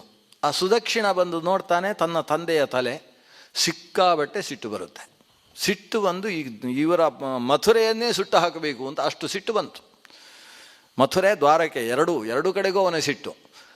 ಅದಕ್ಕೋಸ್ಕರ ತನ್ನ ಪುರೋಹಿತರ ಜೊತೆ ಸೇರಿ ಮಾಟ ಮಂತ್ರ ಶುರು ಮಾಡಿದ. ಸುದಕ್ಷಿಣ ಕಾಶಿಯಲ್ಲಿ ಮಾಟ ಮಂತ್ರ ಎಲ್ಲ ಸಿಕ್ಕಾಬಟ್ಟೆ ಇದ್ದ ಕಾಲ ಅದು. ಈ ಕಡೆ ಮಾಟ. ಆದರೆ ಯಾವುದೂ ಇಲ್ಲಿ ಕೃಷ್ಣನಿಗೆ ತಾಗುವುದಿಲ್ಲ ಅಂತಾಯಿತು. ಕೊನೆಗೆ ಪುರೋಹಿತರ ಜೊತೆಗೆ ರುದ್ರಯಾಗ ಮಾಡಿದ. ರುದ್ರನನ್ನು ಒಲಿಸಿಕೊಂಡ. ರುದ್ರದೇವರು ಪ್ರತ್ಯಕ್ಷವಾದಾಗ ಕೇಳಿದ, ನಮಗೆ ಅಂಥ ಒಂದು ಶಕ್ತಿ ಕೊಡಬೇಕು, ದ್ವಾರಕೆಯನ್ನು, ಮಥುರೆಯನ್ನು, ಬೃಂದಾವನವನ್ನು, ಗೋಕುಲವನ್ನೆಲ್ಲ ಸುಟ್ಟು ಹಾಕತಕ್ಕಂತಹ ಒಂದು ಮಾಟ ಮಾಡುವುದಕ್ಕೆ ಶಕ್ತಿ ಕೊಡಬೇಕು. ರುದ್ರದೇವರು ಹೇಳಿದರು, ನೋಡು, ಒಂದು ಅಗ್ನಿಯನ್ನು ಕೊಡ್ತೇನೆ, ದಕ್ಷಿಣಾಗ್ನಿ ಅಂತ ಇದಕ್ಕೆ ಹೆಸರು. ಪುರೋಹಿತರ ನಿರ್ದೇಶನದ ಪ್ರಕಾರ ಈ ಅಗ್ನಿಯನ್ನು ಉಪಾಸನೆ ಮಾಡು. ಈ ದಕ್ಷಿಣಾಗ್ನಿ ಅದು ಒಂದು ಕೃತ್ಯಾಗ್ನಿ ಅಂದರೆ ಮಾಟ ಮಂತ್ರ ಮಾಡಿದಂತಹ ಅಗ್ನಿಯಾಗಿ ನೀನು ಬಯಸಿದ ಊರನ್ನು ಹೋಗಿ ಸುಟ್ಟು ಹಾಕ್ತದೆ. ಆದರೆ ಆ ದೇಶದ ರಾಜ ಆತ ಅಬ್ರಹ್ಮಣ್ಯನಾಗಿದ್ದರೆ ಮಾತ್ರ. ಬ್ರಹ್ಮಣ್ಯನಾಗಿದ್ದರೆ ಆಗೋದಿಲ್ಲ. ಬ್ರಹ್ಮಣ್ಯನಾಗುವುದು ಅಂದರೆ ಏನು? ವೇದ ಸಂರಕ್ಷಣೆ. ಬ್ರಹ್ಮ ಅಂದರೆ ವೇದ, ಗೋವುಗಳು, ವಿಪ್ರರು, ವೇದಜ್ಞರು ಅವರನ್ನೆಲ್ಲ ರಕ್ಷಣೆ ಮಾಡುವಂತಹ ಮನಸ್ಥಿತಿಯುಳ್ಳವರು ಅಲ್ಲಿ ರಾಜ್ಯಭಾರ ಮಾಡ್ತಾ ಇದ್ದರೆ ಆವಾಗ ನೀನು ಊರು ಸುಡಲಿಕ್ಕೆ ಆಗೋದಿಲ್ಲ. ಉಳಿದೆಲ್ಲ ಊರನ್ನು ಸುಡುವುದಕ್ಕೆ ಬೇಕಾದಂತಹ ದಕ್ಷಿಣಾಗ್ನಿಯನ್ನು ಕೊಟ್ಟಿದ್ದೇನೆ. ತನ್ನ ಪುರೋಹಿತರ ಜೊತೆಗೆ ದಕ್ಷಿಣಾಗ್ನಿಯಲ್ಲಿ ಭಾರೀ ಕರ್ಮಗಳನ್ನು ಮಾಡಿ ಕೃಷ್ಣನ ಊರನ್ನೇ ಸುಟ್ಟು ಹಾಕು ಅಂತ ಕಳಿಸಿದರೆ ಇದು ಕೃಷ್ಣ ದ್ವಾರಕೆಯಲ್ಲಿದ್ದ. ದ್ವಾರಕೆಯನ್ನು ಸುಡುವುದಕ್ಕೆ ಈ ಮಹಾಗ್ನಿ ಬಂತು, ಕಾಡ್ಗಿಚ್ಚಿನ ಹಾಗೆ. ಆ ಅಗ್ನಿಯ ಜ್ವಾಲೆಯನ್ನು ನೋಡಿ ಊರಿನ ಜನ ಎಲ್ಲ ಹೆದರಿಕೊಂಡು ಬಂದು ಕೃಷ್ಣನ ಹತ್ರ ಹೇಳಿದರು. ಕೃಷ್ಣ ತಾನು ಅಗ್ನಿಯ ಕಡೆಗೆ ಸುದರ್ಶನಾಸ್ತ್ರವನ್ನು ಪ್ರಯೋಗಿಸಿದ. ಸುದರ್ಶನಕ್ಕೆ ಹೆದರಿದ ಅಗ್ನಿ ಓಡಿ ಓಡಿ ಓಡಿ ಬಂದು ಕಾಶಿಯನ್ನೇ ಸುಟ್ಟಾಕಿದಂತೆ. ಅದೇ ಅಗ್ನಿ, ಯಾವ ಅಗ್ನಿ ಕಾಶಿಯಿಂದ ಹೊರಟು ದ್ವಾರಕೆಯನ್ನು ಸುಡುವುದಕ್ಕೋಸ್ಕರ ಹೋಯಿತೋ ಅದೇ ಅಗ್ನಿ ಸುದರ್ಶನದಿಂದ ಬೆದರಿ ಬಂದು ಈ ಊರನ್ನು ಸುಟ್ಟು ಹಾಕಿತು. ಸುದರ್ಶನಾಗ್ನಿಯಿಂದ ಈ ಅಗ್ನಿ ಮಾತ್ರ ಅಲ್ಲ, ಸುದರ್ಶನ ಅಗ್ನಿಯೂ ಸೇರಿಕೊಂಡಿದೆ. ಈ ಸುದರ್ಶನಾಗ್ನಿ ಮತ್ತು ಈ ಅಗ್ನಿಯಿಂದ ಸಂರಕ್ಷಣೆ ಮಾಡಲಿಕ್ಕಾಗದೆ ಇಡೀ ಕಾಶಿನಗರ ಅವತ್ತು ಸುಟ್ಟು ಹೋಯಿತು. ಆಮೇಲೆ ಕಾಶಿನಗರ ಬೆಳೆದ ಪರಿಯೇ ಬೇರೆ. ಕಾಶಿಪಟ್ಟಣ ಬೆಳೆಯುವುದಕ್ಕೆ ಆಮೇಲೆ ಸುಮಾರು 120 ವರ್ಷ ಬೇಕಾಗಿ ಹೋಯಿತು ಅಂತ ಇದೊಂದು ಪ್ರಸಂಗ ಇದೆ. ಇಂತಹ ಕೃಷ್ಣನನ್ನು ಎದುರಿ ಹಾಕಿಕೊಂಡ್ರೆ ಏನು ಪ್ರಸಂಗ ಬರ್ತದೆ ಅನ್ನುವುದಕ್ಕೆ ಪೌಂಡ್ರಕ ಮತ್ತು ಸುದಕ್ಷಿಣ ರಾಜರು ದೃಷ್ಟಾಂತ. ಅಂತಹ ಕೃಷ್ಣನನ್ನು ಕಟ್ಟಿ ಹಾಕ್ತೇನೆ, ಸುಟ್ಟು ಹಾಕ್ತೇನೆ, ಸಾಯಿಸಿ ಬಿಡ್ತೇನೆ ಅಂತ ಹೊರಟಿದ್ದಾನಲ್ವ ನಮ್ಮ ಮಗ. ನೋಡು ಧೃತರಾಷ್ಟ್ರ, ಈ ಹಂತದಲ್ಲಾದರೂ ಕೃಷ್ಣ ಹೇಳಿದ ಹಾಗೆ ನಿನ್ನ ಮಗನನ್ನು ನೀನು ತಹಬಂದಿಗೆ ತರಲೇಬೇಕು, ಅವನನ್ನು ಕಟ್ಟಿ ಹಾಕಲೇಬೇಕು ಅಂತ ವಿದುರ ಹೇಳಿದ. ಆದರೆ ವಿದುರನ ಮಾತಿಗೆ ಏನು ಬೆಲೆ ಇದೆ? ವಿದುರ ಹೇಳಿದ್ದೇ ಬಂತು. ಧೃತರಾಷ್ಟ್ರ ತನ್ನ ಮಗನನ್ನು ಕರೆಸುವುದಕ್ಕೆ ಹೇಳಿದ. ವಿದುರನ ಹತ್ರವೇ ಹೇಳಿದ, ಮಗನನ್ನು ಕರ್ಕೊಂಡು ಬಾ. ಆದರೆ ವಿದುರ ಹೇಳಿದರೆ ಮಗ ಬರುವುದಕ್ಕೆ ಸಿದ್ಧ ಇಲ್ಲ. ಅವರೆಲ್ಲ ಸಿದ್ಧತೆ ಮಾಡಿಕೊಳ್ತಾ ಇದ್ದಾರೆ ಕೃಷ್ಣನನ್ನು ಕಟ್ಟುವುದಕ್ಕೆ. ಅಷ್ಟು ಹೊತ್ತಿಗೆ ಕೃಷ್ಣ ಹೇಳಿದ, ಅವನನ್ನು ಕರ್ಕೊಂಡು ಬಾ, ನನ್ನನ್ನು ಕಟ್ಟುವುದಕ್ಕಾಗುತ್ತೋ ಒಂದು ನೋಡಲಿ ಅವ ಅಂತ. ಕೃಷ್ಣ ಹೀಗೆ ಹೇಳ್ತಾ ಇದ್ದಾನೆ ಅಂತ ಹೇಳಿದ ಕೂಡಲೇ ಬಂದರು. ಏನು ಕೃಷ್ಣ ನಮ್ಮನ್ನು ಎದುರಿಸ್ತಾನೆ ಅಂತಾದರೆ ನೋಡ್ತೇವೆ ಅಂತ ಬಂದ್ರಂತೆ ಅವರು. ಬರುವಾಗ ಹಗ್ಗ ಎಲ್ಲ ಹಿಡ್ಕೊಂಡೇ ಬಂದಿರಬೇಕು ಅವರು. ಬಂದಾಗ ಕೃಷ್ಣ ಈ ಧೃತರಾಷ್ಟ್ರನಿಗೆ ಹೇಳ್ತಾನೆ, ಧೃತರಾಷ್ಟ್ರ, ಅವರು ನನ್ನನ್ನು ಹೇಗೆ ಕಟ್ತಾರೆ ನೋಡು ನನ್ನ ಸ್ವರೂಪವನ್ನು ಅಂತ ತನ್ನ ವಿಶ್ವರೂಪದ ದರ್ಶನ ಮಾಡಿಸ್ತಾನೆ. ಧೃತರಾಷ್ಟ್ರನಿಗೆ ಆಶ್ಚರ್ಯ. ಹುಟ್ಟಿದ ಹೊತ್ತಿನಿಂದ ಒಂದನ್ನೂ ಕಾಣದೇ ಇದ್ದ ಕಣ್ಣಿನಲ್ಲಿ ತಾನು ಭಗವಂತನ ವಿಶ್ವರೂಪವನ್ನು ನೋಡ್ತಾ ಇದ್ದಾನೆ. ತನ್ನ ಹಿಂಭಾಗದಲ್ಲೂ ದೇವರು, ಮುಂಭಾಗದಲ್ಲಿ ದೇವರು. ಮುಂದೆ ನಿಂತಹ ಕೃಷ್ಣ, ಆ ಕೃಷ್ಣನ ಸುಂದರವಾದ ಸ್ವರೂಪ. ಸುಂದರವಾದ ಸ್ವರೂಪದಲ್ಲಿ ಸಾವಿರಾರು ವಿದ್ಯುತ್ತುಗಳು, ಮಿಂಚುಗಳು ಏಕಕಾಲದಲ್ಲಿ ಘಟ್ಟಿಸಿದರೆ ಹೇಗೋ ಅಂತಹ ಕಣ್ಣುಗಳನ್ನೇ ಕೋರೈಸತಕ್ಕಂತಹ ಮಿಂಚಿನ ರಾಶಿಯ ಒಂದು ಬೆಳಕು. ಆ ಬೆಳಕಿನ ಮಧ್ಯದಲ್ಲಿ ಸಮಗ್ರ ದೇವತೆಗಳು ಕೂಡ ಆತನ ಶರೀರದಲ್ಲಿ ಆಧಾರವನ್ನು ಹೊಂದಿರುವ ಹಾಗೆ ದೃಷ್ಟಿ. ಲೋಕದಲ್ಲೆಲ್ಲ ಒಳಗೂ ತುಂಬಿದ ಹೊರಗೂ ತುಂಬಿದ ಸ್ವರೂಪ. ಸಮಗ್ರ ಲೋಕದ ಒಳಗೂ ಕಾಣಿಸ್ತಾನೆ, ಹೊರಗೂ ಕಾಣಿಸ್ತಾನೆ. ಲೋಕವೆಲ್ಲವೂ ಆತನ ಒಂದೊಂದು ಅವಯವದಲ್ಲಿ ಆಧರಿಸಿಕೊಂಡು ಇದ್ದಾವೆ. ಕಣ್ಣಿನಲ್ಲಿ ಸೂರ್ಯ, ಎಡಗಣ್ಣಿನಲ್ಲಿ ಚಂದ್ರ, ತಲೆಯಲ್ಲಿ ಸಮಗ್ರ ದೇವತಾ ಸಮುದಾಯ, ಸಮಗ್ರ ಗೋವುಗಳ ಸಮುದಾಯ. ಆತನ ಪಾದದಲ್ಲಿ ಪಾತಾಳಮೇತಸ್ಯ ಹಿ ಪಾದಮೂಲಂ. ಸಮಗ್ರ ಲೋಕವೂ ಕೂಡ ಅವನ ಶರೀರದಲ್ಲಿ ಕಾಣಿಸ್ತಾ ಉಂಟು. ಇದನ್ನು ನೋಡಿ ಬೆಚ್ಚಿ ಹೋದಂತೆ ಧೃತರಾಷ್ಟ್ರ. ಕೃಷ್ಣ, ವಾಸುದೇವ, ನಾರಾಯಣ ಅಂತ ಅವನ ಬಾಯಲ್ಲಿ ದೇವರ ನಾಮಗಳು ಬರ್ತಾ ಇದ್ದಾವೆ. ಬರ್ತಾ ಇದ್ದವರು ಇದ್ದದ್ದನ್ನು ಆತ ಹೇಳ್ತಾನೆ, ಕೃಷ್ಣ ನನಗೆ ಹೆದರಿಕೆ ಆಗ್ತಾ ಇದೆ, ಸಾಕು, ನನ್ನ ಕಣ್ಣನ್ನು ಮತ್ತೆ ಮುಚ್ಚು. ಕೊಟ್ಟ ಕಣ್ಣನ್ನು ಮತ್ತೆ, ಈ ನಿನ್ನನ್ನು ನೋಡಿದ ಕಣ್ಣಿನಿಂದ ಮತ್ತೆ ಯಾರನ್ನೂ ನಾನು ನೋಡಲಾರೆ. ನನ್ನ ಕಣ್ಣಿನ ಶಕ್ತಿಯನ್ನು ಹಾಗೆ ಮುಗಿಸಿಬಿಡು. ನನ್ನ ಜೀವನದಲ್ಲಿ ನಾನು ಕಂಡಂತಹ ಸರ್ವಶ್ರೇಷ್ಠವಾದ ದೃಶ್ಯ ಇದು ಅಂತ ಹೇಳಿದ. ಕೃಷ್ಣ ಅವನ ಅಂತರ್ದೃಷ್ಟಿಯನ್ನು ಮತ್ತೆ ಮೊಟಕುಗೊಳಿಸಿದ. ಹೀಗೆ ಧೃತರಾಷ್ಟ್ರನಿಗೆ ಒಂದು ಬಾರಿ ಕಣ್ಣು ಬಂದಂತಹ ಪ್ರಕರಣ ಇದು. ದೇವರು ಆತನಿಗೆ ಕಣ್ಣು ಕೊಟ್ಟದ್ದು ಯಾಕೆ? ಇಂತಹ ದೇವರು ಅಂತ ಒಂದು ತಿಳ್ಕೊ, ಇದರ ಮೂಲಕ ನಿನಗೆ ಶ್ರೇಯಸ್ಸಾಗ್ತದೆ. ಆದರೆ ಆ ದುಷ್ಟನಾದಂತಹ ದುರ್ಯೋಧನನನ್ನು ಪುಷ್ಟೀಕರಿಸಿದ ಕಾರಣದ ಶಿಕ್ಷೆಯನ್ನು ನೀನು ಈ ಜನ್ಮದಲ್ಲಿ ಅನುಭವಿಸಬೇಕು. ನನ್ನನ್ನು ಕಂಡ ಪುಣ್ಯವನ್ನು ಸತ್ತ ಮೇಲೆ ಅನುಭವಿಸ್ತಿ. ಇದಕ್ಕೋಸ್ಕರ ದೇವರನ್ನು ತಾನು ಅಂತಹ ವ್ಯಕ್ತಿಯಲ್ಲೂ ಕೃಷ್ಣನಿಗೆ ಕೃಪೆ. ತನ್ನ ವಿಶ್ವರೂಪವನ್ನು ಧೃತರಾಷ್ಟ್ರನಿಗೆ ತೋರಿಸಿದ. ಭೀಷ್ಮ ದ್ರೋಣಾದಿಗಳಿಗೆ ಅಷ್ಟು ಇಷ್ಟು ಕಾಣಿಸಿತು, ಸಂಪೂರ್ಣವಾಗಿ ಕಾಣುವ ಶಕ್ತಿ ಬರಲಿಲ್ಲ. ಉಳಿದವರಿಗೆಲ್ಲ ಆ ಸೂರ್ಯಕೋಟಿ ಸಮಪ್ರಭೆಯಲ್ಲಿ ಕಣ್ಣೆಲ್ಲ ಪೊಟ್ಟಾಗಿ ಅದನ್ನು ನೋಡುವುದಕ್ಕೆ ಸಾಧ್ಯವಾಗಲೇ ಇಲ್ಲ. ದುರ್ಯೋಧನನಿಗಂತೂ ಏನೇನೂ ಕಾಣಿಸಲಿಲ್ಲ. ಏನೋ ಅದ್ಭುತ ಘಟಿಸ್ತಾ ಇದೆ ಅಂತಷ್ಟೇ. ಏನೋ ಇವನೇನೋ ಜಾದು ಮಾಡ್ತಾ ಇದ್ದಾನೆ ಅಂತ ಅಂದ್ಕೊಂಡವ. ಏನೋ ಇಂದ್ರಜಾಲ. ಈ ಎಲ್ಲರ ಹಿರಿಯರೆಲ್ಲ ಅದ್ಭುತವಾಗಿ ಕಣ್ಣೆಲ್ಲ ದೊಡ್ಡದು ಮಾಡಿಕೊಂಡು ಹಾಗೆ ನಿಂತದ್ದು ನೋಡಿ ಎಲ್ಲರನ್ನೂ ಕೂಡ ಈತ ವಶೀಕರಿಸಿ ಬಿಟ್ಟಿದ್ದಾನೆ, ಏನೋ ಮಾಡ್ತಾ ಇದ್ದಾನೆ ಅಂತ. ಅಂತೂ ವಿಶ್ವರೂಪ. ಇವನನ್ನು ಕಟ್ಟುವುದಕ್ಕೆ ಅಂತ ದುರ್ಯೋಧನ ಹೊರಟ್ರೆ ಕೃಷ್ಣ ಎಲ್ಲ ಕಡೆಯಲ್ಲೂ ಕೃಷ್ಣ, ಕಟ್ಟುವುದಕ್ಕಾಗುವುದಿಲ್ಲ ಅಂತ ಸಮಸ್ಯೆ ಆಯಿತು ಅವನಿಗೆ. ಅವನಿಗೆ ಕಂಡದ್ದಷ್ಟೇ, ಅಲ್ಲಿ ನೋಡಲು ಕೃಷ್ಣ, ಇಲ್ಲಿ ನೋಡಲು ಕೃಷ್ಣ, ಎಲ್ಲೆಲ್ಲಿ ನೋಡಿದರಲ್ಲಿ ಕೃಷ್ಣ ಅಂತ ಇಷ್ಟೇ. ಅವನನ್ನು ಕಟ್ಟುವುದು ಅಸಾಧ್ಯ ಅನ್ನುವುದಾಯಿತು. ಪೆಚ್ಚಾಗಿ ತಾನು ತನ್ನ ದುಶ್ಯಾಸನ ಪ್ರಭೃತಿಗಳ ಜೊತೆಗೆ ನಿಂತಿದ್ದಾನೆ. ಕೃಷ್ಣ ತನ್ನ ವಿಶ್ವರೂಪ ಸ್ವರೂಪವನ್ನು ಉಪಸಂಹಾರ ಮಾಡಿದ. ನಗುತ್ತಾ ನಿಂತ. ದುರ್ಯೋಧನನನ್ನು ನೋಡಿ ಒಂದು ನಕ್ಕ. ಅಂದರೆ ಕೃಷ್ಣನಿಗೆ ಟೆನ್ಷನ್ನೇ ಇಲ್ಲ ಅಂತ ಅರ್ಥ. ಎಂಥ ಸಭೆ ಇದು! ಈ ಸಭೆಯ ಮೂಲಕವಾಗಿ ಯುದ್ಧವೋ ಅಂತ ನಿರ್ಧಾರ ಆಗಬೇಕಾದ ಸಭೆ. ಆದ್ದರಿಂದ ಕೃಷ್ಣ ಯಾವ ರೀತಿಯಲ್ಲಿರಬೇಕು ಏನೂ ಇಲ್ಲ. ದುರ್ಯೋಧನನನ್ನು ನೋಡಿ ನಕ್ಕ. ಆ ನಕ್ಕದ್ರಿಂದ ಅವನಿಗೆ ಹೆದರಿಕೆ ಪ್ರಾರಂಭ ಆಯಿತು. ಕೆಲವು ಸಲ ಕೃಷ್ಣ ನಕ್ಕರೆ ಸಾಕು, ಅಷ್ಟರಿಂದ ಎಲ್ಲ ಸಂಪಾದನೆ ಆಗ್ತದೆ. ಉದಾಹರಣೆಗೆ, ಕೊನೆಗೆ ಎಲ್ಲ ಪಾಂಡವರು ರಾಜ್ಯಭಾರ ಮಾಡುವಾಗ ಉತ್ತರಾದೇವಿಯ ಗರ್ಭವನ್ನು ಭಗವಂತ ಕೃಷ್ಣ ರಕ್ಷಣೆ ಮಾಡ್ತಾನೆ. ರಕ್ಷಣೆ ಮಾಡಿದಾಗ ಕುಂತಿದೇವಿ ಬಂದು ಶ್ರೀಕೃಷ್ಣನನ್ನು ಭಾರೀ ಸ್ತೋತ್ರ ಮಾಡ್ತಾಳೆ. ಎಲ್ಲದರಿಂದ ರಕ್ಷಣೆ ಮಾಡಿದವ, ವಿಷಾತ್ ಮಹಾಗ್ನೇಹಿ ಅಂತ ಎಲ್ಲ ಕಡೆಯಿಂದ ರಕ್ಷಣೆ ಕೊಟ್ಟವ ಅಂತ ಸ್ತೋತ್ರ ಮಾಡ್ತಾಳೆ. ಅವಳು ಮಾಡಿದ ಅಷ್ಟೂ ಸ್ತೋತ್ರವನ್ನು ಕೃಷ್ಣ ಸುಮ್ಮನೆ ಕೂತುಕೊಂಡು ಕೇಳಿಸಿಕೊಂಡು ಒಂದೇ ಒಂದು ಪ್ರತಿ ಮಾತು ಆಡಲಿಲ್ಲ. ಕೊನೆಗೆ ನಾನು ದ್ವಾರಕೆಗೆ ಹೊರಟಿದ್ದೇನೆ ಅಂತ ಹೇಳಿ ಒಂದು ನಕ್ಕ ಹೊರಟ ಅಷ್ಟೇ, ಮತ್ತೊಂದಿಲ್ಲ. ಕುಂತಿಗೆ ಅಷ್ಟು ಸಾಕಾಯ್ತಂತೆ. ಜೀವನ ಪೂರ್ತಿ ಅದೇ ನಗುವನ್ನು ತಾನು ಆಲೋಚನೆ ಮಾಡ್ತಾ ಅದನ್ನೇ ಚಿಂತಿಸ್ತಾ ತಾನು ಮೋಕ್ಷ ಪದವಿಗೆ ಸಾಗುವುದಕ್ಕೆ ಬೇಕಾದಷ್ಟು ಸಾಧನೆ ಮಾಡಿದ್ಲಂತೆ. ಅಂದರೆ ದೇವರ ಒಂದು ಪುಟ್ಟ ನಗು ಅದು ಒಬ್ಬರ ಜೀವನವನ್ನೇ ಸಂಪೂರ್ಣವಾಗಿ ಉತ್ಕರ್ಷಕ್ಕೆ ತೆಗೆದುಕೊಂಡು ಹೋಗುವುದಕ್ಕೆ ಬೇಕಾದ ಶಕ್ತಿಯುಳ್ಳದ್ದು. ಅಷ್ಟೇ ಅಲ್ಲ, ಒಂದು ನಗು ಒಬ್ಬರನ್ನು ಸಾಯಿಸುವುದಕ್ಕೆ ಬೇಕಾದರೂ ಸಾಕಾಗ್ತದೆ. ದುರ್ಯೋಧನನ್ನು ನೋಡಿ ನಕ್ಕ. ನಿಮಗೆ ಯಾರು ಏನು ಹೇಳಿದರೂ ಇಷ್ಟೇ ಅಪ್ಪ ಅಂತ ಅಭಿಪ್ರಾಯದಲ್ಲಿ ನಕ್ಕವ ವಿದುರನ ಕೈ ಹಿಡ್ಕೊಂಡ. ಕೃತವರ್ಮ ಸಾತ್ಯಕಿಯರು ಜೊತೆಗಿದ್ದಾರೆ. ತಾನು ಸಭೆಯಿಂದ ಹೋಗಿ ಬರ್ತೇನೆ ಅಂತ ನಮ್ಮ ಭೀಷ್ಮಾಚಾರ್ಯರನ್ನು ಆಪೃಚ್ಛ ಭೀಷ್ಮಂ ದ್ರೋಣಂಚ, ಭೀಷ್ಮ ದ್ರೋಣರನ್ನು ಹೋಗಿ ಬರ್ತೇನೆ ಅಂತ ಹೇಳ್ತಾ ತಾನು ಸಭೆಯಿಂದ ಆ ಕಡೆ ಸಾಗಿದ. ಸಾಗುವಾಗ ಎಲ್ಲರೂ ಬಂದರಂತೆ ಕೃಷ್ಣನನ್ನು ಕಳಿಸಿಕೊಳ್ಳಿಕ್ಕೆ, ದುರ್ಯೋಧನನನ್ನು ಸೇರಿಸಿ. ಕೃಷ್ಣ ಹೊರಟ್ರೆ ಸಾಕು ಅಂತಿದ್ದವರೆಲ್ಲ ಬಂದರು. ಕೃಷ್ಣನನ್ನು ಕಳಿಸಿಕೊಡುವ ಒಂದು ದೊಡ್ಡ ಗದ್ದಲದ ಒಂದು ಕಾರ್ಯಕ್ರಮ ನಡೆಯಿತು. ಕೃಷ್ಣ ಹೊರಗೆ ಬಂದ, ದಾರುಕ ರಥವನ್ನು ಸಿದ್ಧಪಡಿಸಿದ್ದ, ರಥವನ್ನೇರಿದ. ಭೀಷ್ಮ ದ್ರೋಣಾದಿಗಳಿಗೆ ನೀವು ಇಲ್ಲೇ ನಿಂತುಕೊಳ್ಳಿ, ನಾನು ಒಮ್ಮೆ ಕುಂತಿದೇವಿಯನ್ನು ಕಂಡು ಆಮೇಲೆ ನಾನು ಉಪಪ್ಲಾವ್ಯಕ್ಕೆ ಪಾಂಡವರ ಕಡೆಗೆ ಸಾಗುವವನಿದ್ದೇನೆ ಅಂತ ಹೇಳಿದ. ಹೇಳಿ ಸೀದಾ ವಿದುರನ ಮನೆಗೆ ಸಾಗಿದ. ಕುಂತಿದೇವಿ ವಿದುರನ ಮನೆಯಲ್ಲಿದ್ದಾಳೆ. ಕುಂತಿದೇವಿಯನ್ನು ಕಂಡು ಕುಂತಿಗೆ ಹೇಳಿದ, ಯುದ್ಧವೇ ಅಂತ ತೀರ್ಮಾನ ಆಗಿದೆ. ನನ್ನ ಪ್ರಯತ್ನ ನಾನು ಮಾಡಿದ್ದೇನೆ, ಇದನ್ನು ನಿಲ್ಲಿಸುವುದಕ್ಕೆ ಸಾಧ್ಯ ಇಲ್ಲ. ಯಾಕೆ ಅಂದರೆ ದುರ್ಯೋಧನ ಕಾರಣ ಅನ್ನೋದು ಪ್ರಪಂಚಕ್ಕೆ ಇವತ್ತು ಅರ್ಥ ಆಗಿದೆ. ಅಷ್ಟಕ್ಕೋಸ್ಕರ ನನ್ನ ಸಂಧಾನ. ನಾನು ಈಗ ಹೊರಟಿದ್ದೇನೆ ಉಪಪ್ಲಾವಕ್ಕೆ, ಇನ್ನು ನಿಧಾನ ಮಾಡುವ ಹಾಗಿಲ್ಲ.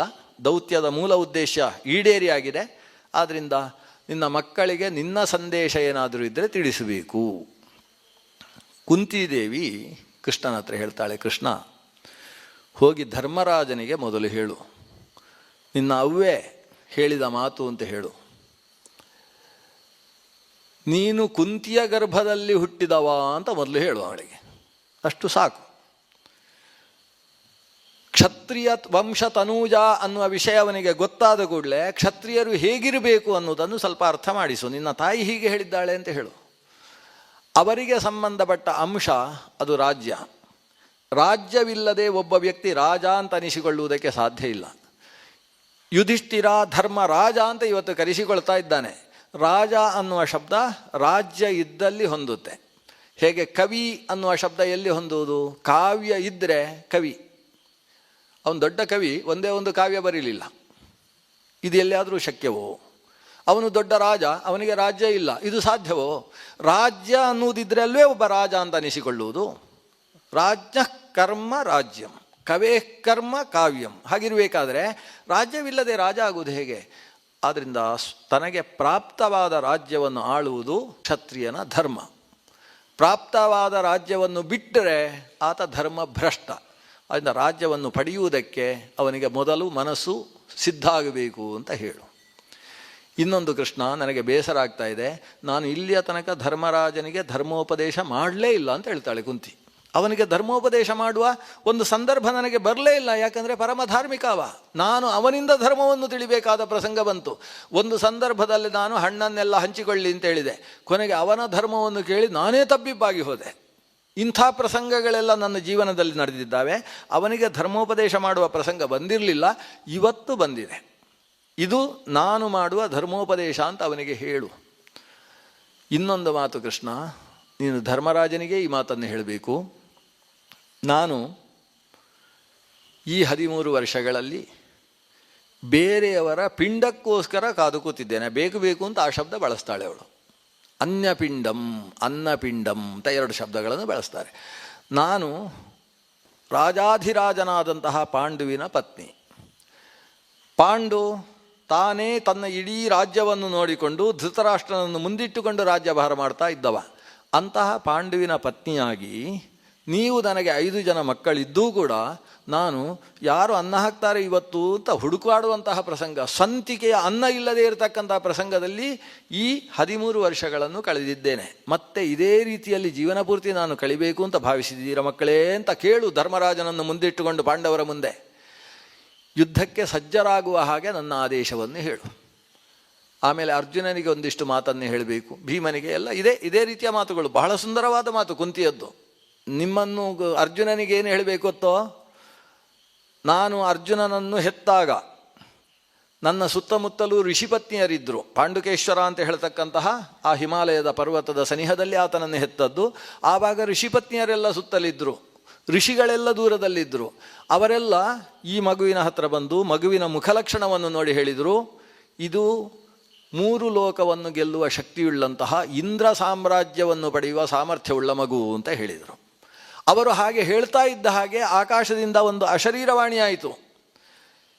ಕುರುಕುಲ ಈತನ ಮೂಲಕ ನಾಶವಾಗಿ ಮತ್ತೆ ಕುರುಕುಲದ ಉದ್ಧಾರ ಇವನ ಮೂಲಕ ನಡೆಯುತ್ತೆ. ಇವನ ವಂಶದಿಂದಲೇ ಮುಂದಕ್ಕೆ ಈ ದೇಶದಲ್ಲಿ ಈ ಕುರುವಂಶ ಮುಂದುವರಿಯುವುದಕ್ಕೆ ಸಾಧ್ಯ.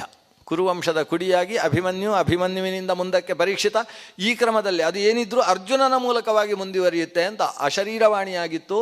ಆ ಅಶರೀರವಾಣಿ ಆಗಿತ್ತು ಅಂತ ನಾನು ಇಲ್ಲಿಯ ತನಕ ಅವನಿಗೆ ಹೇಳಲಿಲ್ಲ. ಯಾಕಂದರೆ ಅವನಿಂದ ಕುರುವಂಶ ನಾಶ ಆಗುವ ವಿಷಯ ಬೇಡ, ಹೇಗಾದರೂ ನಿಲ್ಲಿಸಬಹುದು ಅಂತ ಆಲೋಚನೆ ಮಾಡಿದ್ದೆ. ಇವತ್ತು ಅನಿವಾರ್ಯವಾಗಿದೆ.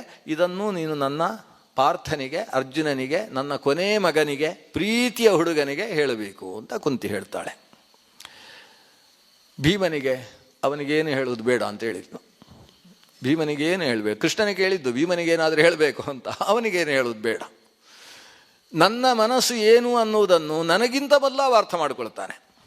ಈ ತಾಯಿಯನ್ನು ಅಷ್ಟು ಚೆನ್ನಾಗಿ ಇವತ್ತು ನಾನು ಆನಂದದಿಂದ ಇದ್ದೇನೆ ಅಂದರೆ ಅಲ್ಲಿ ಭೀಮ ಇದ್ದಾನೆ ಅನ್ನುವ ಕಾರಣಕ್ಕೆ. ಅವಳು ನೆನಪು ಮಾಡ್ತಾಳೆ ಕೃಷ್ಣನಿಗೆ, ಕೃಷ್ಣ ಅವತ್ತು ನಾವು ಏಕಚಕ್ರ ನಗರದಲ್ಲಿ ಹೊಟ್ಟೆಗಿಲ್ಲದೆ ಒದ್ದಾಡ್ತಕ್ಕಂತಹ ಪ್ರಸಂಗ ಇತ್ತು. ಭಿಕ್ಷೆ ಬೇಡಿ ಬದುಕಂತಹ ಪ್ರಸಂಗ ಬಂದು ಹೋಯಿತು. ನಾವು ಅದು ಹೇಗೋ ತಪ್ಪಿಸಿಕೊಂಡು ಸುರಂಗ ಮಾರ್ಗದಿಂದ ಹೋಗಿ ಮತ್ತೆ ಈ ಈ ಹಸ್ತಿನಪುರಕ್ಕೆ ನಾವು ಬದುಕಿರುವ ವಿಷಯ ಗೊತ್ತಾದರೆ ಇನ್ನಷ್ಟು ತೊಂದರೆಯಾಗ್ತದೆ ಅಂತ ಹೇಳಿ ಗೋಪ್ಯವಾಗಿ ಬ್ರಾಹ್ಮಣ ವೇಷದಿಂದ ಬದುಕತಕ್ಕಂತಹ ಪರಿಸ್ಥಿತಿ ನಮಗೆ ಬಂದು ಹೋಗಿತ್ತು. ಆ ಸ್ಥಿತಿಯಲ್ಲಿ ನಾವು ಚೆನ್ನಾಗಿದ್ದದ್ದು ಯಾಕೆ, ಧೈರ್ಯವಾಗಿದ್ದದ್ದು ಯಾಕೆ? ಆ ಭೀಮನಿಂದ. ಅರಗಿನ ಮನೆಯಿಂದ ತಪ್ಪಿಸಿಕೊಂಡದ್ದು ಭೀಮನ ಕಾರಣದಿಂದ. ಅವನು ಒಬ್ಬರನ್ನು, ನನ್ನನ್ನು ಕಂಕುಳಲ್ಲಿ ಇಟ್ಟುಕೊಂಡಿದ್ದ, ಹೇಳ್ತಾಳೆ ಅವಳು, ನನ್ನನ್ನು ಕಂಕುಳಲ್ಲಿ ಇಟ್ಟುಕೊಂಡು ಇನ್ನಿಬ್ಬರನ್ನು ಬೆನ್ನಿಗೆ ಹಾಕಿಕೊಂಡು ನಕುಲ ಸಹದೇವರನ್ನು, ಒಬ್ಬರನ್ನು ತನ್ನ ಕುತ್ತಿಗೆಯಲ್ಲಿ ಜೋಡಿಸಿಕೊಂಡು, ಇಬ್ಬರನ್ನು ತನ್ನ ಕೈಗಳಲ್ಲಿ ಹಾಕಿಕೊಂಡು, ಈ 5 ಜನರನ್ನು ಅವನು 5 ಜನರನ್ನು ಕೂಡ ಮೇಮೇಲೆ ಹಾಕಿಕೊಂಡು ಸುರಂಗ ಮಾರ್ಗದಿಂದ ಹೊರಗೆ ಬಂದು ನಮ್ಮನ್ನೆಲ್ಲ ನದಿ ತಟದಲ್ಲಿಟ್ಟು ನೀರು ತರುವುದಕ್ಕೆ ಹೋಗಿದ್ದ. ಅಷ್ಟು ಹೊತ್ತಿಗೆ ನಮಗೆ ಹಿಡಿಂಬ ಪ್ರಸಂಗ ನಡೆದದ್ದು. ಹಿಡಿಂಬನನ್ನು ಸಂಹಾರ ಮಾಡಿದಂತಹ ಈತ ಆ ಬಕಾಸುರನನ್ನು ಸಂಹರಿಸುವುದಕ್ಕೆ ಸಮರ್ಥ ಅಂತ ಯೋಚಿಸಿ ನಾನೇ ಹೋಗಿ ಆ ಹೆಂಗಸರಿಗೆ ಹೇಳಿದ್ದು, ನಮ್ಮಲ್ಲಿ ಹುಡುಗ ಇದ್ದಾನೆ, ನಮ್ಮ ಹುಡುಗನನ್ನು ಬಕಾಸುರನ ಹತ್ರ ಕಳಿಸಿಕೊಡ್ತೇನೆ, ಎಲ್ಲ ನನಗೆ ಬೇಕಾದಷ್ಟು ಮಕ್ಕಳಿರುವುದರಿಂದ ಒಬ್ಬ ಹೋದರೆ ತೊಂದರೆ ಇಲ್ಲ ಅಂತ ನಾನು ಹೇಳಿ, ಅಷ್ಟೂ ಸಮಯದಿಂದ ಏಕಚಕ್ರಕ್ಕೆ ನಗರಕ್ಕೆ ತೊಂದರೆಯಾಗಿ ಪಿಶಾಚಿಯ ಹಾಗಿದ್ದಂತಹ ಬಕಾಸುರನನ್ನು ಸಂಹರಿಸಿದವ. ಇವನಿಂದ ನಮಗೆ ಮತ್ತೆ ರಾಜ್ಯ ಪ್ರಾಪ್ತಿಯಾಗ್ತದೆ ಅಂತ ನಾನು ನಿರಂತರ ಯೋಚಿಸ್ತೇನೆ. ಅದಕ್ಕೆ ಬೇಕಾದ ಸಾಮರ್ಥ್ಯ ಮಾತ್ರ ಆತನಲ್ಲಿರುವುದಲ್ಲ, ಅದಕ್ಕೆ ಬೇಕಾದ ಬುದ್ಧಿ, ಅದಕ್ಕೆ ಬೇಕಾದ ಆಲೋಚನೆ ಎಲ್ಲವನ್ನೂ ತುಂಬಿಸಿಕೊಂಡಂತಹ ಭೀಮನಿಗೆ ನನ್ನ ಯಾವ ಸಂದೇಶವೂ ಇಲ್ಲ. ಕೊನೆಗೆ ಪುಟ್ಟ ಮಕ್ಕಳು ನಕುಲ ಸಹದೇವರಿದ್ದಾರಲ್ಲ, ಅವರಿಗೆ ಹೇಳಿ, ದೊಡ್ಡಣ್ಣನಿಗೆ ಬುದ್ಧಿ ಹೇಳಿ ಅಂತ ಹೇಳಿ ಸಾಕು. ನಕುಲ ಸಹದೇವರಿಗೆ ಇಷ್ಟೇ ಹೇಳಿದರೆ ಸಾಕು. ನಿಮ್ಮ ದೊಡ್ಡಣ್ಣ ಇದ್ದಾನಲ್ಲ ಧರ್ಮರಾಜ, ಅವನು ಧರ್ಮರಾಜ, ಅವನಿಗೆ ಸದ್ಯಕ್ಕೆ ಯಾವುದು ಧರ್ಮ ಅದನ್ನು ಅವನಿಗೆ ಸ್ವಲ್ಪ ಬುದ್ಧಿ ಹೇಳಿ. ಈಗ ಹೋರಾಟ ಮಾಡುವುದೇ ಧರ್ಮ. ಕ್ಷಾತ್ರ ಧರ್ಮ ಅನ್ನುವುದು ಸಹನೆಯೇ ಅಲ್ಲ. ಸಹನೆ ಅನ್ನುವುದು ಒಂದು ಹಂತದ ತನಕ ಬೇಕು. ಸಹನೆ ಮೀರಿ ಲೋಕಕ್ಕೆ ಇನ್ನೊಬ್ಬ ರಾಜನಾಗಿ ಲೋಕವನ್ನೆಲ್ಲ ಹಾಳು ಮಾಡ್ತಾನೆ ಅಂತಾದರೆ ಅಂಥವ ರಾಜನಾಗದೇ ಇರುವ ಹಾಗೆ ನೋಡಿಕೊಳ್ಳುವುದು ಕೂಡ ಕ್ಷತ್ರ ಧರ್ಮ ಅನ್ನುವುದನ್ನು ಅವನಿಗೆ ಅರ್ಥ ಮಾಡಿಸಿ, ಇದನ್ನು ನಕುಲ ಸಹದೇವರಿಗೆ ಬುದ್ಧಿ ಹೇಳಿ ಅಂತ. ಇಷ್ಟು ಪಂಚಪಾಂಡವರಿಗೆ ಸಂದೇಶವನ್ನು ಕಳಿಸುವುದರ ಜೊತೆಗೆ ದ್ರೌಪದಿ ದೇವಿಯನ್ನು ಮರಿಲಿಲ್ಲ ಕುಂತಿ. ಆಕೆ ಹೇಳ್ತಾಳೆ, ದ್ರೌಪದಿ ನನಗೆ ಕಣ್ಣಲ್ಲಿ ನೀರು ಬರುವುದು ಅದು ಕೃಷ್ಣ. ನಾನು ಈ ಪಾಂಡವರು ಕಾಡಿನಲ್ಲಿ ಒದ್ದಾಡಿದರು, ಹಾಗಾಯಿತು, ಅವರ ಬಗ್ಗೆ ನನಗೆ ಯೋಚನೆ ಇಲ್ಲ ಕೃಷ್ಣ. ನನಗೆ ಯೋಚನೆ ಇರುವುದೇ ಆ ದೃಪದ ನಂದಿನಿಯ ಬಗ್ಗೆ. ಪಾಪ ಎಷ್ಟು ಕಷ್ಟಪಟ್ಟಲು ನನ್ನ ಮಕ್ಕಳನ್ನು ಮದುವೆ ಆದದ್ದಕ್ಕೋಸ್ಕರ. ಸಭೆಯಲ್ಲಿ ಅಷ್ಟು ಕೆಟ್ಟ ಬಿರು ನುಡಿಗಳನ್ನು ಕೇಳುವಂತಹ ಪ್ರಸಂಗ, ಆ ರಾಜಸೂಯದ ಶುದ್ಧ ಕಲಶವನ್ನು ತಲೆಗೆ ಅಭಿಷೇಕ ಮಾಡಿಸಿಕೊಂಡಂತಹ ರಾಜ್ಞಿ ದ್ರೌಪದಿಗೆ ಬಂದು ಹೋಯ್ತಲ್ಲ. ಆ 5 ಜನ ಪತಿಯರನ್ನು ಕೂಡ ಸ್ವಲ್ಪವೂ ತಾರತಮ್ಯ ಮಾಡದೆ ಅವರೆಲ್ಲರನ್ನೂ ಒಮ್ಮನಸ್ಸಿನಿಂದ ಇರಿಸಿಕೊಳ್ಳುವುದಕ್ಕೆ ಬೇಕಾದ ಒಂದು ಮನಸ್ಸು 5 ರೀತಿಯಿಂದ ಇದ್ದರೂ ಆ 5 ಮನಸ್ಸಿಗೂ ಏಕಮನಸ್ಸಾಗಿ ಆಕೆ ಹೊಂದಿಸಿಕೊಂಡಿದ್ದಾಳಲ್ಲ. ಮನಸ್ಸು, ಬುದ್ಧಿ, ಅಹಂಕಾರ, ಚಿತ್ತ, ಚೇತನ ಅಂತ ಮನಸ್ಸಿನ ಪಂಚಪ್ರಭೇದಗಳು, ಪಂಚ ಅಂತಃಕರಣಗಳು ಅಂತ ಕರೆಸಿಕೊಳ್ತವೆ. ಆ ಪಂಚ ಅಂತಃಕರಣಗಳ ಹಾಗೆ ಇರತಕ್ಕಂತಹ ಈ ಪಂಚ ಪಾಂಡವರನ್ನು ಅವಳೊಬ್ಬಳು ಎಲ್ಲ ಹೂವುಗಳನ್ನು ಮಾಲೆಯಾಗಿಸುವುದಕ್ಕೆ ನೂಲು ಹೇಗೋ ಹಾಗೆ ಈ 5 ಪಾಂಡವರನ್ನು ಏಕತ್ರ ನಿಲ್ಲುವ ಹಾಗೆ ನೋಡಿಕೊಂಡು ಹೋಗುವ ಅಂಥ ಸೌಭಾಗ್ಯವತಿ ಆಕೆಗೆ ಇಂಥ ದುರವಸ್ಥೆ ಬಂತಲ್ಲ. ಅದೊಂದೇ ನನಗೆ ನಿರಂತರ ನೋವು ಕೊಡ್ತಾ ಇರುವುದು. ಅದು ನೋವಾಗ್ತಾ ಇದೆ ಕೃಷ್ಣ, ನನಗೆ ನೋವಾಗ್ತಾ ಇದೆ ಅಂತ ಅವಳಿಗೆ ಹೇಳಬೇಡ. ಅವಳಿಗೆ ಹೇಳು, ಪಾಂಡವರು ನಿನ್ನ ತಲೆಯನ್ನು ಬಾಚುತ್ತಾರೆ ಅಂತ ಹೇಳು ಸಾಕು. ಇಲ್ಲಿಯ ತನಕ ತಲೆಯನ್ನು ಹಾಗೇ ಬಿಟ್ಟುಕೊಂಡಿರಬೇಕಾದ ಪ್ರಸಂಗ ಅವಳಿಗೆ ಬಂದಿದೆ. ಮತ್ತೆ ಆಕೆಗೆ ಸೌಭಾಗ್ಯ ಬರ್ತದೆ ಅನ್ನುವ ವಿಷಯವನ್ನು ಅವಳಿಗೆ ಹೇಳು. ತಾಯಿ ಇಷ್ಟು ಆಶೀರ್ವಾದ ಮಾಡಿದ್ದಾಳೆ ನಿನ್ನ ಅತ್ತೆ ಅಂತ ಇಷ್ಟು ಹೇಳು ಅಂತ ಕೃಷ್ಣನ ಹತ್ರ ಹೇಳಿ, ಕೃಷ್ಣನಿಗೆ ನಮಸ್ಕಾರ ಮಾಡಬೇಕು ಅಂತ ಅನಿಸಿದಂತೆ. ಆದರೆ ಅಷ್ಟರಲ್ಲಿ ಕೃಷ್ಣ ಹೊರಟಾಗಿ ಹೋಗಿದೆ ಅಂತೆ. ಕುಂತಿಗೆ ಕೃಷ್ಣ ನಮಸ್ಕಾರ ಮಾಡಿ ವೇಗವಾಗಿ ತನ್ನ ರಥದಲ್ಲಿ ಏರಿ ಹೊರಟೇ ಹೋದ. ಯಾಕಂದರೆ ಇನ್ನು ಬೀಳ್ಕೊಡುವುದು ಅದು ಇದು ಮತ್ತೆ ಮಾತು, ನಮ್ಮ ದೌತ್ಯದ ಕೆಲಸ ಮುಗಿಯಿತು. ಇವಳು ಏನು ಹೇಳಿದ್ದಾಳೆ ಅದನ್ನು ಅಲ್ಲಿಗೆ ತಲುಪಿಸಬೇಕು. ಈ ಕಡೆಯಿಂದ ದುರ್ಯೋಧನಾದಿಗಳಿಗೆ ಏನು ಹೇಳಬೇಕೋ ಅದೆಲ್ಲ ಹೇಳಿ ಆಗಿದೆ. ಅಂತೂ ಸಂಧಿ ಮುರಿದು ಬಿದ್ದಿದೆ. ಹೊರಗೆ ಬಂದಾಗ ಭೀಷ್ಮಾದಿಗಳೆಲ್ಲ ಕಾಯ್ತಾ ಇದ್ದಾರೆ ಕೃಷ್ಣನನ್ನು ಕಳಿಸಿಕೊಡುವುದಕ್ಕೆ.